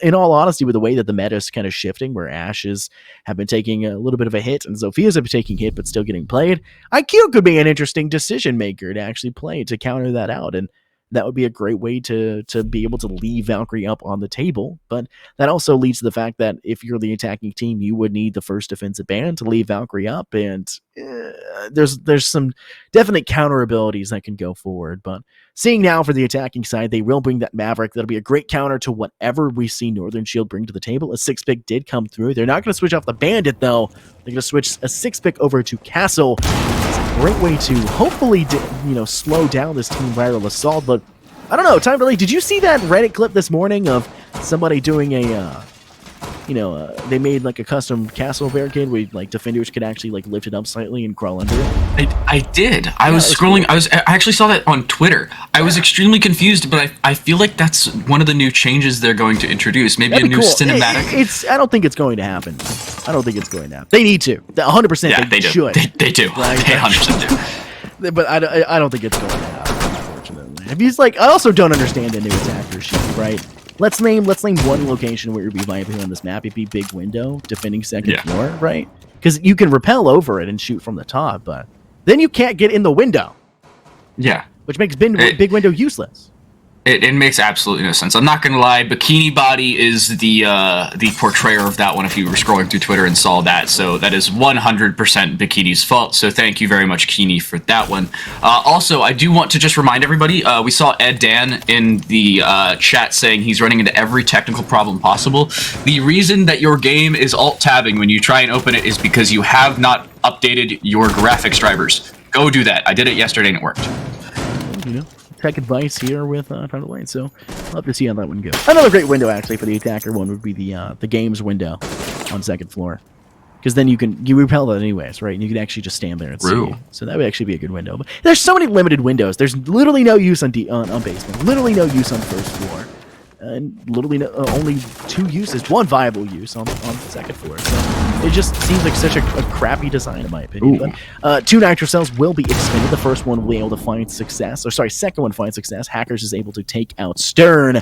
And some more explosive ordnance does find a little bit more impact. Smithers, MX Reaper, both have dropped to a lower amount, combined at about 100 HP. And Raymond as well has taken some damage, sitting at about 35. But nonetheless, Northern Shield still a man up as an exothermic charge goes off now in this rear stage reinforcement. I believe Smithers just took that much damage from a nade of MX Reaper, so that is not a good omen. Nebula dropped to that same 30-ish HP mark that we saw Smithers at just a second ago, and Viral are just taking a beating here in the offensive side, as is our RTMP server, apparently. We apologize for our little bit of a lag, but we're okay, and we're moving up now. Stern, still the only one to fall. Dangerous position now as Dan is able to hold that kitchen door leading from Green Hall, but he's able to find one. Downs a second now, takes out Ashes. Dan is able to, in a spectacular flurry of kills, be able to assist 1 extra and find 2, but now MX Reaper is the last man standing for this Team Viral attack, and this could be a flawless victory for Northern Shield on Team Viral's map pick, especially so when Team Viral played so well in the attack last time. Spots the feet, a phenomenal eye here on MX Reaper. Does still have 2 nades in pocket. Can work with it. Sees the feet, sprays, and finds the kill. Just enough space to get the toes out from underneath them, and it does what it needs to do. Now it can pick up the lunchbox. He's in kitchen, so he can actually cook himself up a meal if necessary, but this objective on the basement, no chance that he actually makes it down with the lunchbox to actually have any sort of success. As Creeper and everyone else on this Northern Shield side are ready at a moment's notice, MX Reaper is just going to use this as time to talk to his team and figure out what they need to do next round. Yeah, a little bit of tactical pause here. And, oh my God. Ace save. Yeah. I cannot tell you how many nades I have thrown. I hadn't played R6 in a while. I'm like a month, right? Like I'm doing other things. I'm always casting every day. I'm always looking up stuff, so I'm always up to date. But I hadn't played in so long. I can't tell you how many nades I threw yesterday to get rid of castle barricades that all of them did nothing. None of them. Any of them ever. I tossed so many nades, and I think I destroyed 1 castle barricade ever with the nade. None of them destroyed. It bothers me. I don't know why. It's like the most annoying bug in the world. I don't even know if it's a bug. It's just annoying. Why is it that when I throw a nade, it doesn't destroy the castle barricade? They buff it? Did they nerf nades? Like, what's going on? Just castle barricade is immortal. That's how it works. It needs to be within about 3 square inches of the castle barricade, and if it's not, then no win for you. So, yeah, just I don't even know. I don't get the point. But Castle's now apparently a extremely buffed operator for an unnecessary reason. But hey, if you're gonna play him, more power to you. And yeah, at this point, my question is for Team Viral. What happened as they tried to push in, but they were just shut down? A lot of damage done. Of course, the nade from Reaper onto Smithers did not particularly help, but well played on that middle floor by the Jaeger. And I'm pretty sure Dan was complaining about frame drops, and if he's playing like this with frame drops and trouble with the game, I'm scared what a fully fledged Dan would do on this defensive side. And oh, look at that Cade. That is a nasty Cade claw. Hello. That's really nasty, yeah. This is where an IQ comes into play. I say it all the time. I think IQ needs more. I think that she's exceptionally strong. I mean, how about this? IQ comboed with the new shield operator would be interesting. Where you can actually have a bit of a safety net to actually like repel on a window. But then again, I just don't think the shield operator. Ooh, nasty position as Smithers is ready outside armory window. The repel is able to find a lot of damage into Raymond, but shots were fired back, none connecting. But the Syria gate will deny a nade from being tossed through and force that player to actually decide what they want to do to get that forward. Trying to peek aggressively back in return. The Roni's strong, but it's not as accurate as say that Assault Rifle is in hand, and that just goes to show you what's going to happen. Raymond now officially down, finished off by Ashes from below, and a 5v4 extremely early on, despite Northern Shield last round not losing a single person. That's not true. Besides Dan. They did lose the one. entirety of the round, I mean to say. They didn't lose a single person for the entirety of the round. Yeah, it's been a little difficult for Northern Shield to keep up with the consistency, and that's the name of the game here in Rainbow Six Siege, is consistency, aim, and, well, awareness. And we've seen two of those come through from Northern Shield, the awareness and the aim, but consistency is still on the cusp, and the jury's still out on that one. Stern will take out Dan, the Jaeger removed. This is not good. It's Creeper, Aggro, and Hacker against the four very angry and very aggroed viral players. I think at this point in time, if I am Northern Shield, then there's a lot of questions that need to be asked. When you've already lost two and Hackers is taking a lot of damage as well, you need to play a little bit more safe. You're getting a little bit too aggressive, and the ability for Team Viral to step into Attic has been extremely strong. However, they've lost their Thermite, that exothermic charge. That was more than likely your games room push that you were intended to go for. You've now lost, basically, both of your players that you typically have pushed through games room. Just one will be left standing. That's Smithers, who's decided to head instead through this Armity corridor, maybe to step in through Trophy. Is droning in probably the most dangerous angle I've ever had the displeasure of witnessing, but still a 3v3 in effect. 38 seconds now still remain. Plenty of time still for Team Viral to catch up and figure out what they want to do. It makes Reaper stepping away from a possible floorboard shots that will go through from that children's room. So spots one players, the peaks do go through. Jiggle peeking, trying to find success, but the diffuser still not picked up by Smithers. Aggro finds Smithers in the process. Now they have no one to go nearby, but Stern's able to find one. This is now turning into a TDM game that they have to complete. Rush comes through, finding the Kaid of Aggro. MX Reaper steps forward. Hackers is able to take out Stern. An aggressive rush, and MX Reaper finds it in the end, narrowly avoiding the SMG-11's reign, but the reload came in too late. Yeah, you have to feel bad for Hacker. The SMG-11 is a good gun, but not against multiple opponents in quick succession. Viral have the ability to bring things back, and they take advantage of it. They were so far back on the back foot there. The diffuser was dropped in your coat's closet, and the question was, A, how the heck did it get there if it wasn't on the balcony? And B, why the heck did nobody go and pick it up? Of course, the Ayana was probably tasked with that, but then got domed by Aggro using the Cade 1.5x and the AUG, and that is a very dangerous combination. We are going to see Raymond go with the Pulse, and they're going to head back to the top floor. Northern Shield, have you learned nothing about going back to sites you've previously lost? Yeah, this is I'll say my opinion. For those of you who maybe weren't here, who did not care the first time, I hate seeing the same objective twice. I think it breeds a level of complacency that does not belong in the game of Rainbow Six Siege, and this is just another of those moments. You failed. You completely showed a lackluster performance the last time around. Yes, you've kind of switched it up. You do have, I guess, a difference in variety or strategy.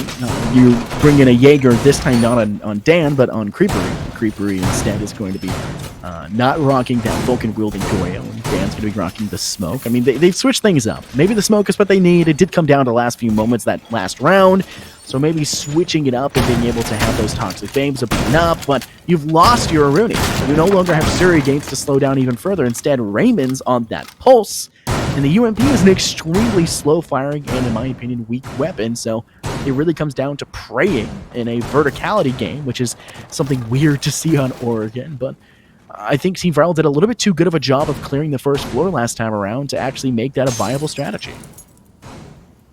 You have to just question, but hey, we have some time for that, possibly as we near towards the end of the season, we can question some more things as the standings start to come to a close. Of course, these two teams, as previously stated, are the top two in the league. Northern Shield are starting, or at least attempting to start to bring things back towards Team Viral, who gained 3 more points off. Oh no, the gun! He saw the gun! Smithers! What? Oh no, Aggro stays alive, is lucky to do so. C4 goes in and doesn't do any damage. Ashes gets away with the life, but as I was saying, they have gained 3 more points, or up to 33 points here in CCL, and they are sticking their competition behind. Their closest contenders, of course, are the Northern Shield Canadian Contenders at 22 points, 11 back at this point. A dangerous game that Northern Shield is playing. I don't like it, though. It's a dangerous game, and it's a game that I don't think is viable. If it works out, then I'll bite my tongue. I'll apologize, but there's a reason why strategies like these aren't really brought to the table. Raymond still has not used the Nitro, but we did hear 2 go off. That's Hackers and Aggro, who have expended their Nitros at this point. Only Raymond has theirs left standing, still prowling around on the first floor, but Creepery stops the rush coming from Addicts, taking out Stern. MX Reaper is still alive, could be there to refrag if the possibility does come to fruition. This roster that Team Brown has been rocking 6 nades coming through, but yet has now been completely denied as Stern was not able to pop off any of theirs. Neither was MX Reaper, as Creepery and Hacker were able to dynamic duo out that Addict side, even after Creepery was felled in the process. Ashes clears out Z-Hall.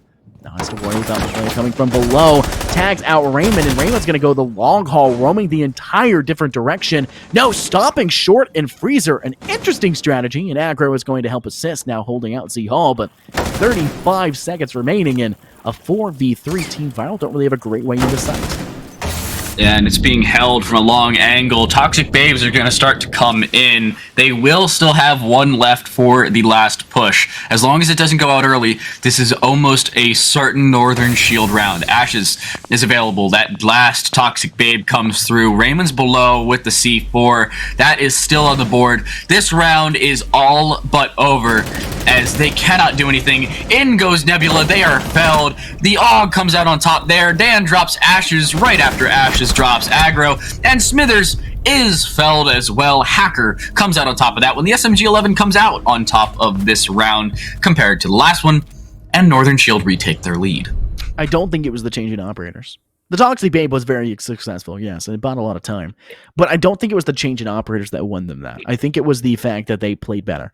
They waited out, they played to their own strengths, they held Attic exceptionally well in comparison to what they did last time. It looked to be that Northern Shield just left Attic the last round. I mean, completely in round 2, just said, hey, take Attic, do whatever you want with it. And sure enough, Team Viral did.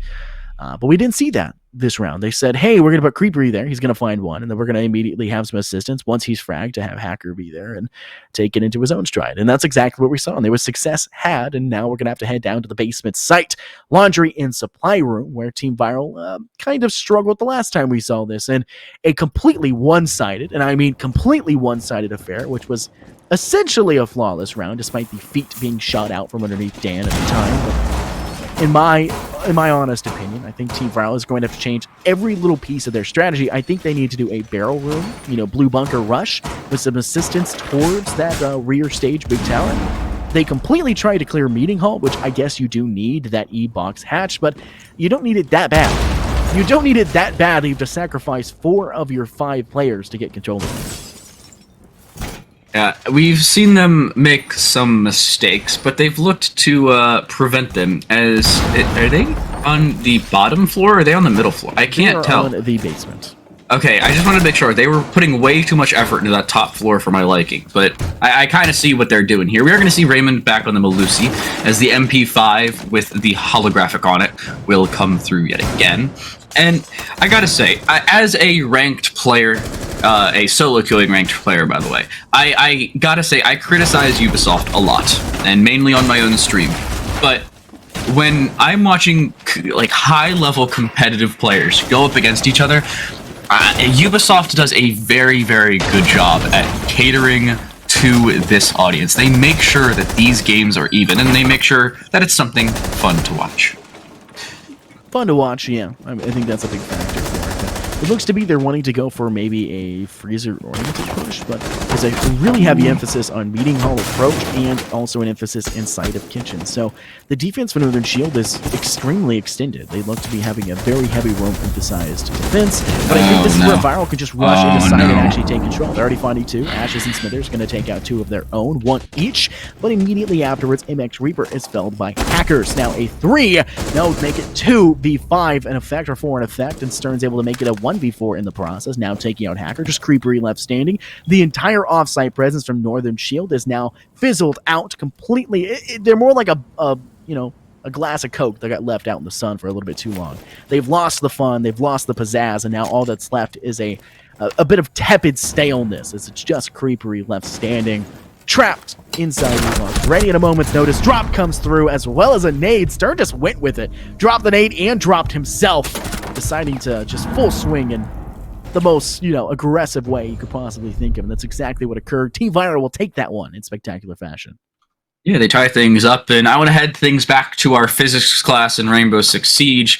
That was a very flimsy defense, and I gotta say, the thought of it was fairly well set up, but you gotta win gunfights, and we are gonna see the Lord make an appearance. I've seen the Lord make more and more appearances. The Shamika launcher is a actual viable weapon, along with the DP-28. It allows for some rotates. It allows for some shots across, and we're actually going to see wow, that's an odd combination. Hold the phone. The Lord and the Shield on the defensive side are both going to come through with an Aruni in tow. An odd decision from this defensive side, but I mean, hey, you're going to kitchen and dining, which at least it's not kitchen meeting, which I hate as a site, but it's got to work here. And interesting decision, but I support it. I don't. No, she who will not be named is not allowed in any of my matches. I do not name her. All right. I do not respect anyone who brings her. All right. That is just the most... Aggro is probably the most fitting name. It's the most egregious type of operator you can bring to the table. I cannot respect it whatsoever. I do respect the actual choice of objective, though. This is my favorite objective in Oregon, the tertiary site of kitchen and dining. I love this way more than kitchen and meeting. I absolutely just blatantly despise kitchen and meeting. This one's way more fun because a single player sat inside of showers can just carry your team to it. And with the ability to make extremely easy rotation holes with that DP-27, who got the buff to actually destruction utility, is probably someone that's got a little bit more playstyle. And they're making that a large enough rotational that aggro can walk through that with the absolutely pansy shield in hand, So, some great level assistance and lying down prone with the shield on the back. They're just turtling by literal nature at this point. But I really like what they're seeing, but Stern's already up inside small tower, just clearing out the floorboards, gathering a bit of a safety. I think verticality here is going to be important for Stern. Using that hammer and bringing down the boom. Hacker's actually going to look up. Is Hacker going to get this kill? That's the question. I don't think they're going to overpush this. That's smart from Hacker. They have the Shamika launcher in tow. There's no reason to overpeak anything. And they're going to back up. Make sure they are out of the line of sight and they cannot be shot through those metal bars. Ashes, however, will peek. They don't particularly care, but the Shamika launcher will deny their wide peak. They are only forced into a small angle, and Hacker is permitted to back up and back out as the ace Selmas go out and things are starting to open up here. I think the biggest factor is the fact that they didn't bring a thermite on this objective. You can put a thermite on that floor and clear it half the wall, connecting from small tower. I mean, that would have been an extremely viable strategy. It only needed one exothermic charge to really get the job done. But no, I'm still bringing the ace on Nebula. Maybe they just prefer the weapon there instead of the 5.6. Who knows at this point in time. But still a 5v5, a minute and 23 seconds remaining. Atlas taking a lot of damage.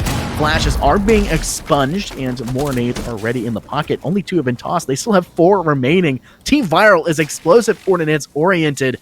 And that may be because we have yet to see a Wamai with the magnets to actually have a chance to deny any of these utility being tossed into sight. The utility consumption simulator is more on this attacking side for these explosive ordinances. Yeah, we're going to see Team Viral look to open things up. With all the utility they've thrown in already, They've thrown in almost everything from Ashes, Reaper with both nades, and now with a kill onto Creeper. Oh no, down goes the mute, down goes that C4 that hasn't even been used, but Raymond and Hacker combine for the kill onto the planter. The diffuser has been dropped, and that objective has been felled. Dan with the P10, the Roni on the Aruni gets the kill onto Stern, but Reaper turns it back. Dan is dropped, but in comes the push. Down goes Hacker, aggro drops, but Raymond is still alive. They get the first kill, but Ashes is getting this diffuser down. Raymond, are you okay? Are you planning on pushing anytime soon, or are you just going to hang out on the top floor? I think Raymond's DC'd. Oh, no, he's here. He's alive. Maybe alt-tabbed a couple times to type into his thing. How to post plants. How to win 2v1. I think that may be what exactly happened. We'll have to see how it figured out. Raymond's going to make the rotation over from this dorm room, head down White Staircase, and hopefully maybe contend towards shower side. One player is in shower, the other one seems to be towards dining room, actually hanging out behind table. Barely misses the opportunity. In fact, it was a Gemini replicator. Rushes the player and showers in Ashes as we all fall down once again. Once again, a pun on the old song, but a very, very... Oh, his mouse died. cleaned up. Raymond says his mouse died. I get that feeling. I recently jumped to a wireless mouse. I'm always scared of that happening. So 90% of the time I use it, it's wired. I'm really bad about that. But a very easy round it looked to be for Team Viral as they managed to actually deny out that weird combo of Tachanka and She Who Will Not Be Named. Yeah, a well-played round from them just to make sure they can fell out your unusually unplayed operators. Of course, concussions from Zofia help to do a lot of damage onto She Who Shall Not Be Named. The Voldemort of Rainbow Six Siege, as Raymond is going to make the switch from your favorite Vulcan wielder to the bald-headed man himself with the heartbeat scanner. And hopefully y'all don't go to cardiac arrest while you're trying to face him, or he's going to know exactly where you are. Yeah, the cardiac sensor didn't really work out for them last time. I don't think... They still won, right? They still won the round, but it was not the cardiac sensor that did it. It was having toxic bangs, which was an operator switch, and it was their actual successful automatic. And I don't think it was a very strong thing. Yes, having that extra nitro is nice. And yeah, the UMP can be considered a good weapon because it has no recoil, but at the same time, it fires extremely slow. It shoots like a BB pellet, and in all honesty, you didn't make very good use of him in the first place. You were really just a distraction, which is a good strategy. Don't get me wrong here. Distracting is one of the best parts of roaming. You know, you mentioned earlier time to like killing as a roamer is your favorite part of roaming, and I have to agree. I'm the same way because I'm a casual warlord. But in competitive, it's the worst strategy when it comes to roaming because you need to stay alive. You, first and foremost, are the most important person because even if you don't go to site immediately and return to anchor, you hide in a room and just sit in a corner for a minute and a half. You then have a flank, a full map flank for the entire round, but they have no idea where you are and they're scared of you. That buys more time than them knowing you're on site and anchoring. And in fact, they're going to have to watch their rear, and if they don't, you just completely sweep their rear. And it's a bit more effective in that process. It's a bit slower and a bit more boring, but it's way more effective, and that's exactly what you need in this type of competitive environment. Oh yeah, but I mean, you said as a casual warlord yourself, you are more for the non. Yeah, you just run around and kill people, and which is completely understandable. Hey, you do you. I'm attempting to get back into platinum for the first time in 3 seasons because I barely play this game. So that's what I'm going to do tonight. That is my plans for the evening. Creeper looks like he wants to win a game, but they have to get through this viral offense, and they have to prevent it from pushing. They're looking to give themselves an even 3-3 half, while Viral, on the other hand, looking to give themselves the advantage that Northern Shield did in our previous map of course, a 4-2 first half on the offensive side. I think right now the biggest factor is how successful will this attic push become, and it wasn't successful basically at all last time around because of a great denial we saw that came through from Creepery, who found, I believe it was Stern at the time, and then Hackers, who was able to refrag out Creepery when the time came, when MX Reaper was able to find the kill. But another great job from Northern Shield was the fact that they denied the walk-in closet rush, where we needed to see a huge amount of success for them to actually step forward. Smithers is just standing still, did not have a care in the world about that nitro cell, which ultimately fizzed out and failed. It was Hackers who was tossed and did nothing. nothing, but Raymond is down below, ready at a moment's notice to attend. So Ooh. is Aggro. They're both playing in the floor below. They can coordinate to have that bit of information, but two players not being on site will be a bit of a difficulty for them. Dan's able to stop the bleeding. Hacker's able to assist as they take out two in return. Stern finds Hacker in a refrag. NMX Reaper finds out Creepery. Stern's been down, however, but not out just yet. Smithers is nearby, ready to pick up, but a Toxic Babe is tossed, and Dan finishes the job. Now on site, Smithers taking damage from the Toxic Babe. Nade toss from X Reaper finds Dan. A 2v2. Oh, a pick by Smithers finds Aggro, and no chance to plant in that safe spot. Been denied by a floorboard. Raymond's on site, however, now having to drop down white stairs. Smithers will begin the plant, and a post plant will now have to come through. He does not have the space to deny the plant, and now a 1v2 with a very weak operator. Yeah, and you're not even doing it from a correct floorboard. 10 seconds already gone in that diffuser. I do want to remind everybody, you have to get on it with 7 seconds remaining in order to be able to counter defuse. And oh no, he's only got 20 seconds to get on it. He's got 2 players. I'm getting deja vu from our previous round, as this is exactly what happened to Dan, just without the wireless mouse problem. Raymond already dropped to 50 HP. Smithers is just going to back up and run. Time is on their side. Viral will take yet another round on the offensive side. They're going to give themselves a 4-2 half, and with the shot from MX Reaper, he will get yet another multi-kill, and Viral will get yet another round. They send it 4-2 onto their defense. Yeah, taking it 4-2 and now going to the favored side. Team Viral are looking like they're going to take this one, and this could be, if we do see Team Viral just sweep it, this could be the most. This is obviously going to be the most rounds we've seen Team Viral lose so far. The round differential is going to be a little bit.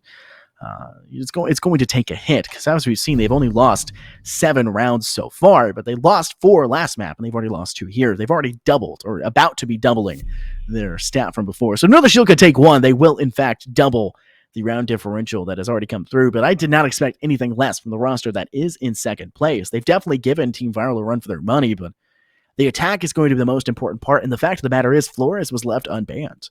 With the fact that Flores is left unbanned, that gives Northern Shield a chance to bring those Rotero Jones and find impact. We saw it find impact at the end of last game. Not last map, the game prior at the end of map 2 for that game. And I thought that was really funny. A spectacularly placed Rotero Drone, where it was not actually placed nearby the player to give them the warning. In fact, he ran into it to get the kill. I'd love to see something like that here in this one.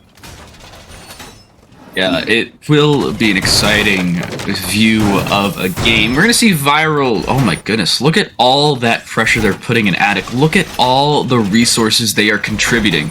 And there is not a Maverick on the board to deal with that mute jammer. They have to make sure they get it from below, but I feel like Viral are prepared enough to maybe even send a player into meeting to deny that.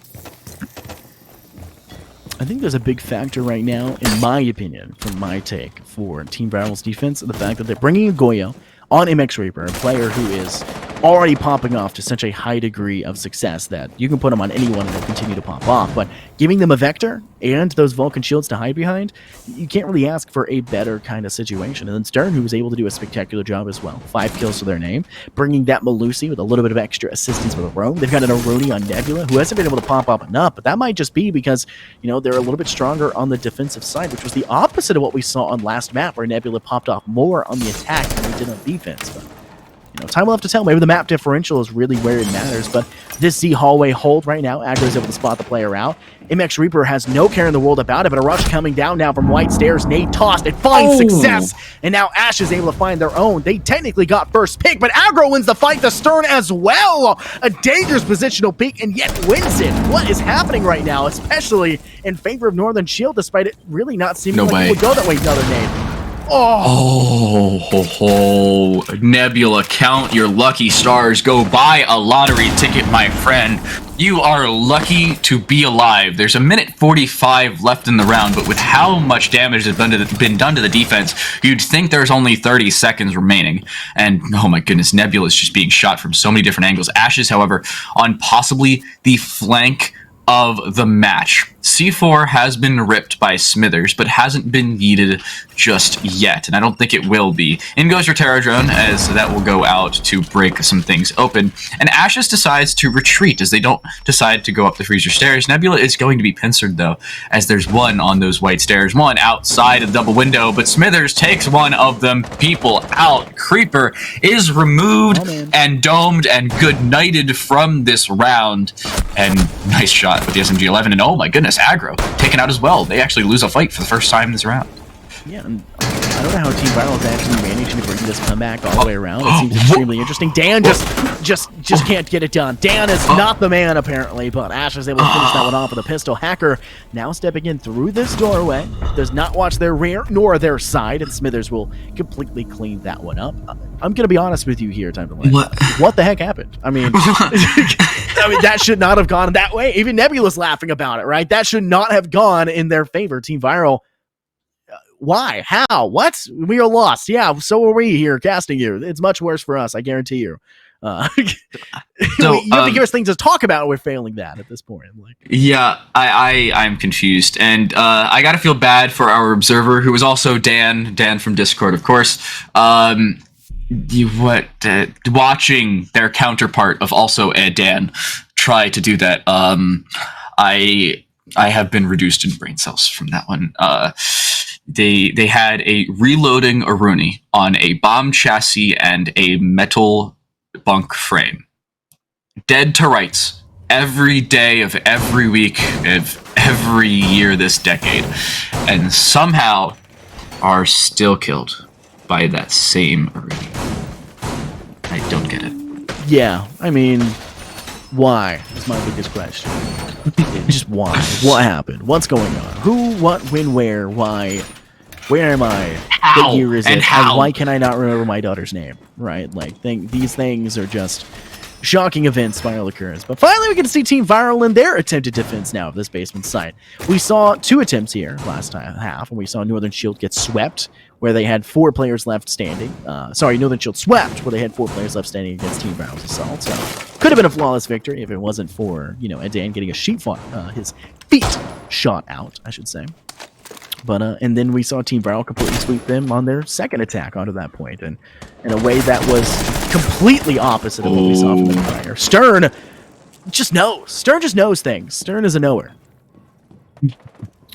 Playing the toe holes through the bottom of a barricade and knowing exactly where to shoot. That is the game sense that is lacking at my ranked games, and I wish I had myself. But hey, these players have put thousands of hours into this one and deserve every ounce of every shot they get. Oh no, aggro actually gets the kill onto Nebula, and Hacker is into a DBNO state, but Reaper's looking for the headshot and peeks just around into a pixel angle that they cannot anticipate, and honestly nobody could. And if you hit that shot, I'd start screaming at you for cheating, but oh, Raymond's gonna get it, but the C4 misses. Away goes Reaper and down to that bottom floor where they are hiding. There you go. A dangerous position nonetheless. Team Viral's a man down. That obviously didn't stop them last time around, but it could definitely be a thorn in their side. Nebula being down, they managed to find 1 kill last round, not able to get me this time around.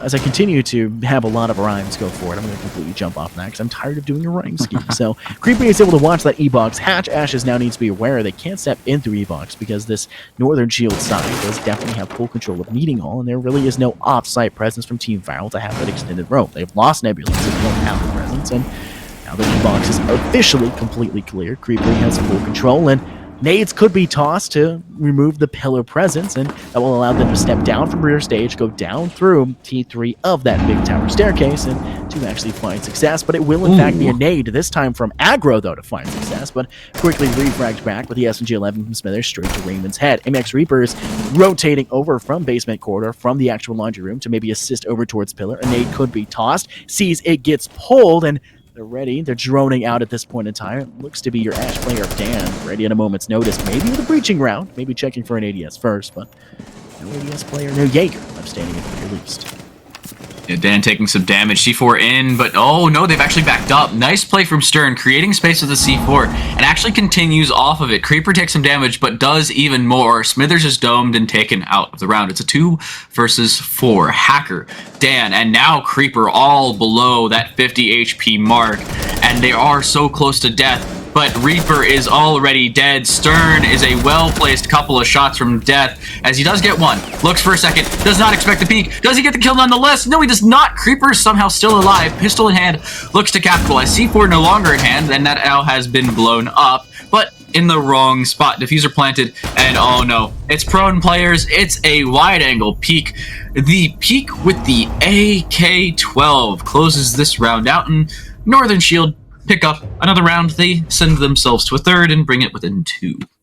Bring it within 2 is already strong enough. It's a good factor to go with, but Team Viral, they only need 2 to win, right? So, and defensive is the favorite side by all accounts. So as long as we keep the same split we saw last half, then it will go for the defensive side, not just Northern split side, but Northern Shield side. But for the defensive side, if we see, Team Viral take it, then they'll take it. And that's exactly what we kind of are expected to see for a defensive half. But we'll have to see what pans out. We're going back to the basement side. I don't like this. And in fact, I hate it so much, I'm not even going to talk anymore.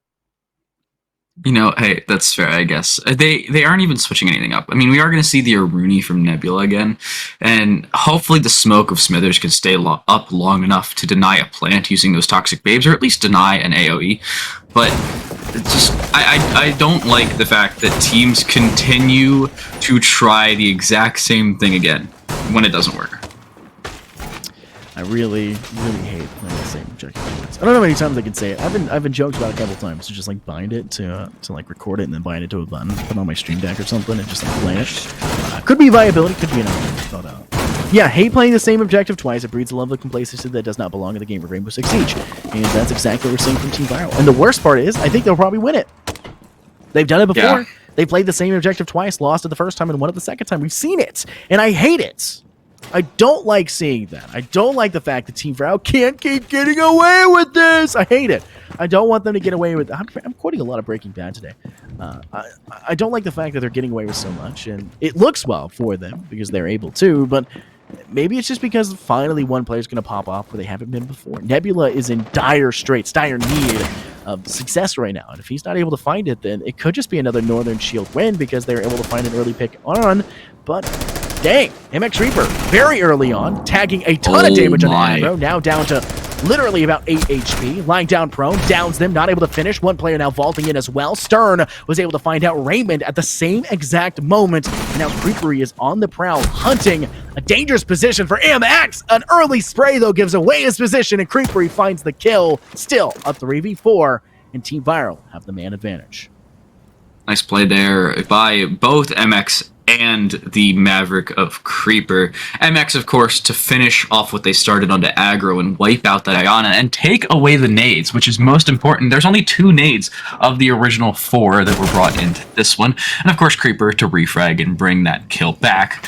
And they're in a much better position now on the defensive side. They don't have much of a roam game above, which is what they really capitalize off of compared to Northern Shield, who stretched themselves way too thin. Viral now are locking themselves in there, bringing themselves to a closer knitted wall, and now we're seeing the Selma go out. Selma's plural now, as they actually do end up opening up this hatch, and they start to open things up. Still in effect. Team Viral definitely have that man lead. Ashes is walking into a spot where Creepery could have shot the feed, but did not. Nades are still ready as well. Creepery, I don't like the fact that both teams on the attack were dying with nades in pocket. A complete and utter sham. A complete and utter waste, in my opinion. But still not being expended. Toxic Babe now being taken out. There's still 2 left in the pocket for Smithers. Time can be bought, but unfortunately, no time can be bought left for Stern as Dan is able to find that pick. Dan's taking a lot of damage as well in return as he attempts to step down backstairs. Not given the free and open space to do so. Smithers is going to have to lock himself up. Get away, rid of the opportunity to step in from that blue bunker hold. Now all left remaining, but 2 players wanted to drop down E-Box, continuing to be denied by this Toxic Babe. Northern Shield, rotate! Go somewhere else! Stop playing this angle. Ashes has completely locked you down in the opposing side. still sitting at elbow. They heard the barricade go up, so they assume no one's there, but someone is still. Smithers finds a long shot towards rear stage, taking out Dan in the process. Denies one more into Hackers. Mossberg in hand, ready, sees the body, and capitalizes. Viral finds another match point for Team Viral. That is an amazing play by Smithers, and it's a pause from Viral as they decide, hey, let's take a second. We have the time to do so, but the question is why? You have the momentum on your side. I feel like this has to be a technical pause. I'm not 100% sure, so please don't quote me on said statement. They can't keep getting away with it. That's all that matters, though. Right? Like, Yeah, I called it. I said they were probably going to win it, right? I'm a genius. Caster's Curse comes through a lot of the times. I know as a fellow caster, you probably understand. Caster's Curse is the worst, right? I mean, you say something and the opposite happens. I'm right. Genius, 10,000 IQ. Put it in the montage. It's going in a reel, right? I knew what I was talking about. They keep getting away with it, and I hate them for it. But congratulations, Team Viral. They look exceptionally well, and they're going to be taking this pause. Again, not really sure why, but, you know, maybe one player is just having a couple issues. But they look really good. Their defense held together exceptionally well. Northern Shield that was a really bad attacking strategy in the last few moments. One person rear stage is totally fine, but two people E-box, you didn't even have one player attempting freezer? Really? No one to watch out the backside of pillar or the inside of supply room? You had three. One stage, one E-box, one inside going from freezer. Any of that would have been better than what you did, but instead you completely ignored that option and played your own I don't want to say incompetent, but it did feel like you just didn't do what you should have. Well, the time on the clock to do what you should is, well, prevalent for Viral. They have 3 attempts at the main site of the game, or at least of Oregon at this point of the game, because Oregon is basically all of Rainbow Six Siege nowadays, and all they need to do is win it one time. And I feel like kids' bedroom and kids' dorms has a good enough win percentage where they can go 1 for 3. Yeah, you're probably accurate about that. That's probably a good call. I think that Team Viral has at least one more round they can lose. There's one round of wiggle room where they can lose, and then they'll probably take the next one after that. But at the same time, I don't think they need it. I think they can just take this one. I think that it looks to me Northern Shield are kind of flustered. They don't really know what's going on. That round loss right there was really bad, considering that they should have won that and they just got completely denied. If Team Viral finds an early pick like they did prior with MX Reaper and with that nade we saw at the beginning, or sorry, not nade, I apologize, the Nitro cell we saw at the beginning, then Northern Shield are just going to kind of fall to the wayside. And I don't want to see that. I really don't. I want to see Team Viral fail to get that opening pick, fail to go for that early spawn peek, and to kind of let Northern Shield step into the site for the first time in their life safely, and to actually have a site contended with a full maybe 4v4, maybe even a 5v5 roster. Well, we will have to see, and we'll have to make sure that both Viral keep all their roamers alive and Northern Shield keep all their entry fraggers alive. And, well, to be completely honest, if both of them do their job correctly, somebody is going to fall. Yeah, we're going to see Maverick here. Creeper looking to open things up, but Stern in a close corner. Oh no, he's going to get shot. Look below you. Look, you're going to die. Oh no, he doesn't hear it. Oh, even I heard that, and, well, Stern apparently did not. You can see the smiley face on the left side of your screen. That's apparently all you need to be able to shoot people in, and Nebula being dropped a little bit of HP. Dan dropping some as well, but it was Creeper dropping Stern, and now Raymond dropping Ashes. The Jaeger has been felled, and this is not good for Northern Shield, or not good for Viral, sorry, if they want a chance at ending it here. That was just bad. I mean, not having ears is already a bad problem, but that's just a bad way to go about it. But MX Reaper will stop the hemorrhaging just slightly. They're able to take out Dan in the process. Yes, losing your Ash is a bad idea, but honestly, it's not the worst operator to lose at that point. And second one drops. Nebula's popping off. 2 kills in this round, doubling their already present 2 kills they had previously. And Team Viral's defense has managed to kind of bring this one back into their advantage. A 3v2 now in effect, despite the abhorrent start we had with Stern completely lacking headphones whatsoever. Smithers with the SMG-11 takes out aggro. The attic push completely obliterated in, I would say smithereens is the term that I could use to go into effect with Smithers' 9 kills, but now he's got 5 deaths as Hacker is able to find that last kill onto him. 2 players left remaining for Team Viral. Hacker has to be careful. Surya Gate is still up and running. Shots have been connecting. Nebula is inside game room. They do not have a Nitro to work with, but Hackers is being shot from multiple angles. Will now jump outside, maybe to repel outside games. No, to go to big window instead. Tease the opportunity to go up white stairs, decides not to do so in that process, and instead will in fact breach towards big window, shooting it, giving away his position, and now a complete and utter hold can come through. One player behind bunk bed, one still inside games. And I'm sorry to say it here, Time to Light, this might be all she wrote for Hacker if he can't find one. Does just that, but Max Reaper's there to step up and find the kill instead. A 7-3 scoreline, and Team Viral are your 2-map victors. Yeah, they 2-0 this one just as we saw prior. It's 2-2-0s on the day, and I gotta say, MX Reaper, so well done. Playing so many different operators, especially the Goyo here on the defensive side, and capitalizing off of it. I cannot stress this enough. If you are that dominant in a game, it's going to reward you, and we saw exactly why. Viral, they win both maps, they take your first map of Chalet, and they win it 7-4 after 5 straight attacking wins. And then on Oregon, it was so difficult for this defense and offense of Northern Shield to establish anything. They could not give themselves a good shot. They could not set things up, and, well, they dropped it because. Yeah, well, looked starting off pretty strong, where they kind of went back and forth. We saw Northern Shield find success. Ignore my camera flickering. I don't actually know what's going on here. But when they were able to find success, it ultimately didn't last for very long, apparently. And that's kind of an unfortunate thing for them. We're going to see Team Viral take that in a phenomenal fashion, and pretty dominant performance there for Oregon. And I liked Chalet a little bit better, even though Chalet was just a giant mosh podge of I don't even know what was going on. I just love the map too much to even hate the gameplay. So no matter what, Team Viral are your victors. And while we saw a spectacular performance from Southern Shield, it's just Northern Shield. It just wasn't enough to get the job done. So just cease your inherent babbling or laughing. I don't want to hear it. I will mess up. Team Vale. We'll go with that. We're going to go Team Vale and Southern Shield. That's their new names. You guys go ahead and change your roster names and everything. Change it on Liquipedia as well. Pachizzle, are you still here? Where's our Liquipedia guy? Love Patrick, but he won't do that for me. But nonetheless, thank you guys very much for tuning in. I think that's literally all we wrote for this. English is not apparently my first language.